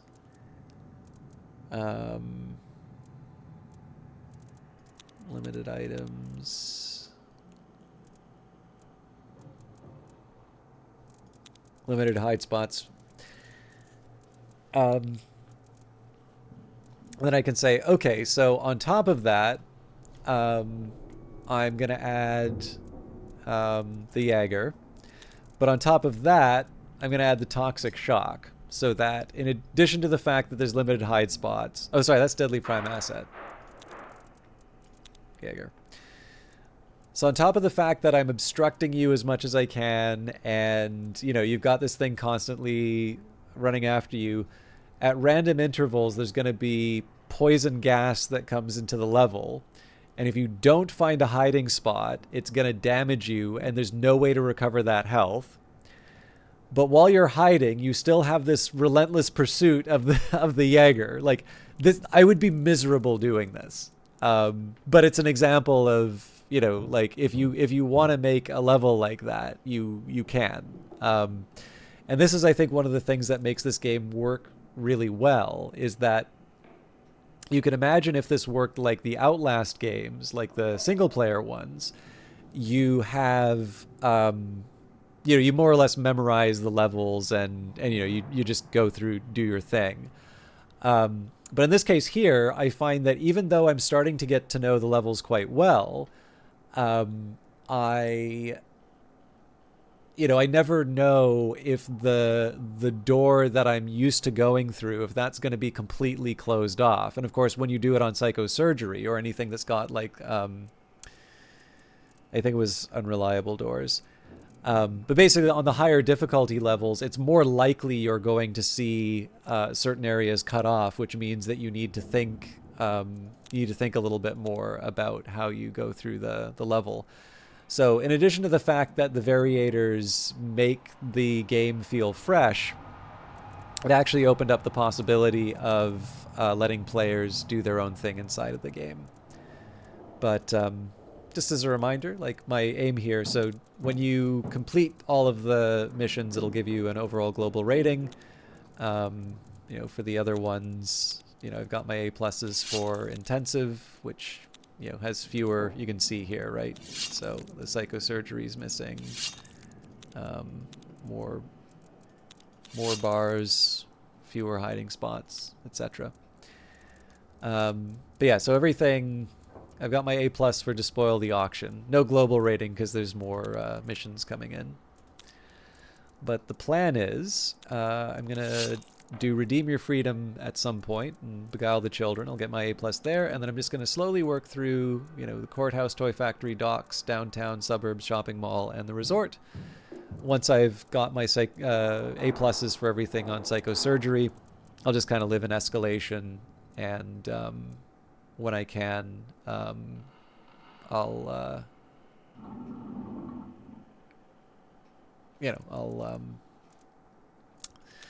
level up the new levels as they're released.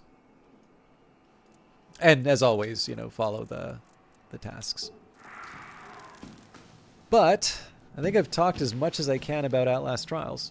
I hope that wasn't too much of a waste of time. Again, in a couple of days, we'll do Countdown. That's the source of most of my deaths, so that'll be interesting to see what challenges come up for that one. This, by the way, was the new Prime Asset, Lilia Bogomolova. And I am going to try and find someone to raid. I have no idea who's going to be online at this time.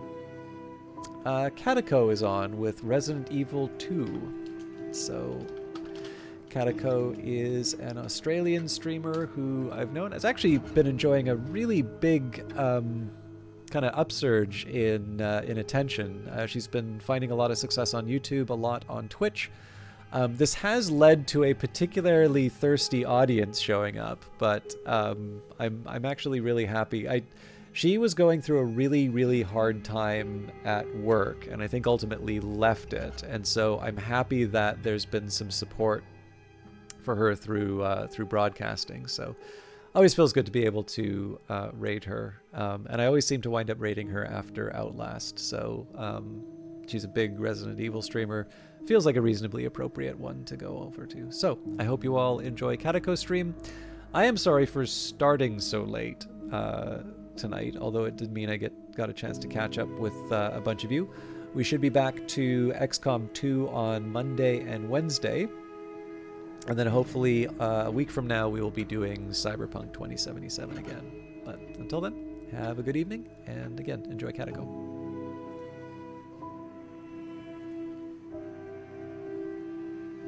Love to be a reader, but my brain doesn't allow me to focus on what I'm reading. So I have to like reread.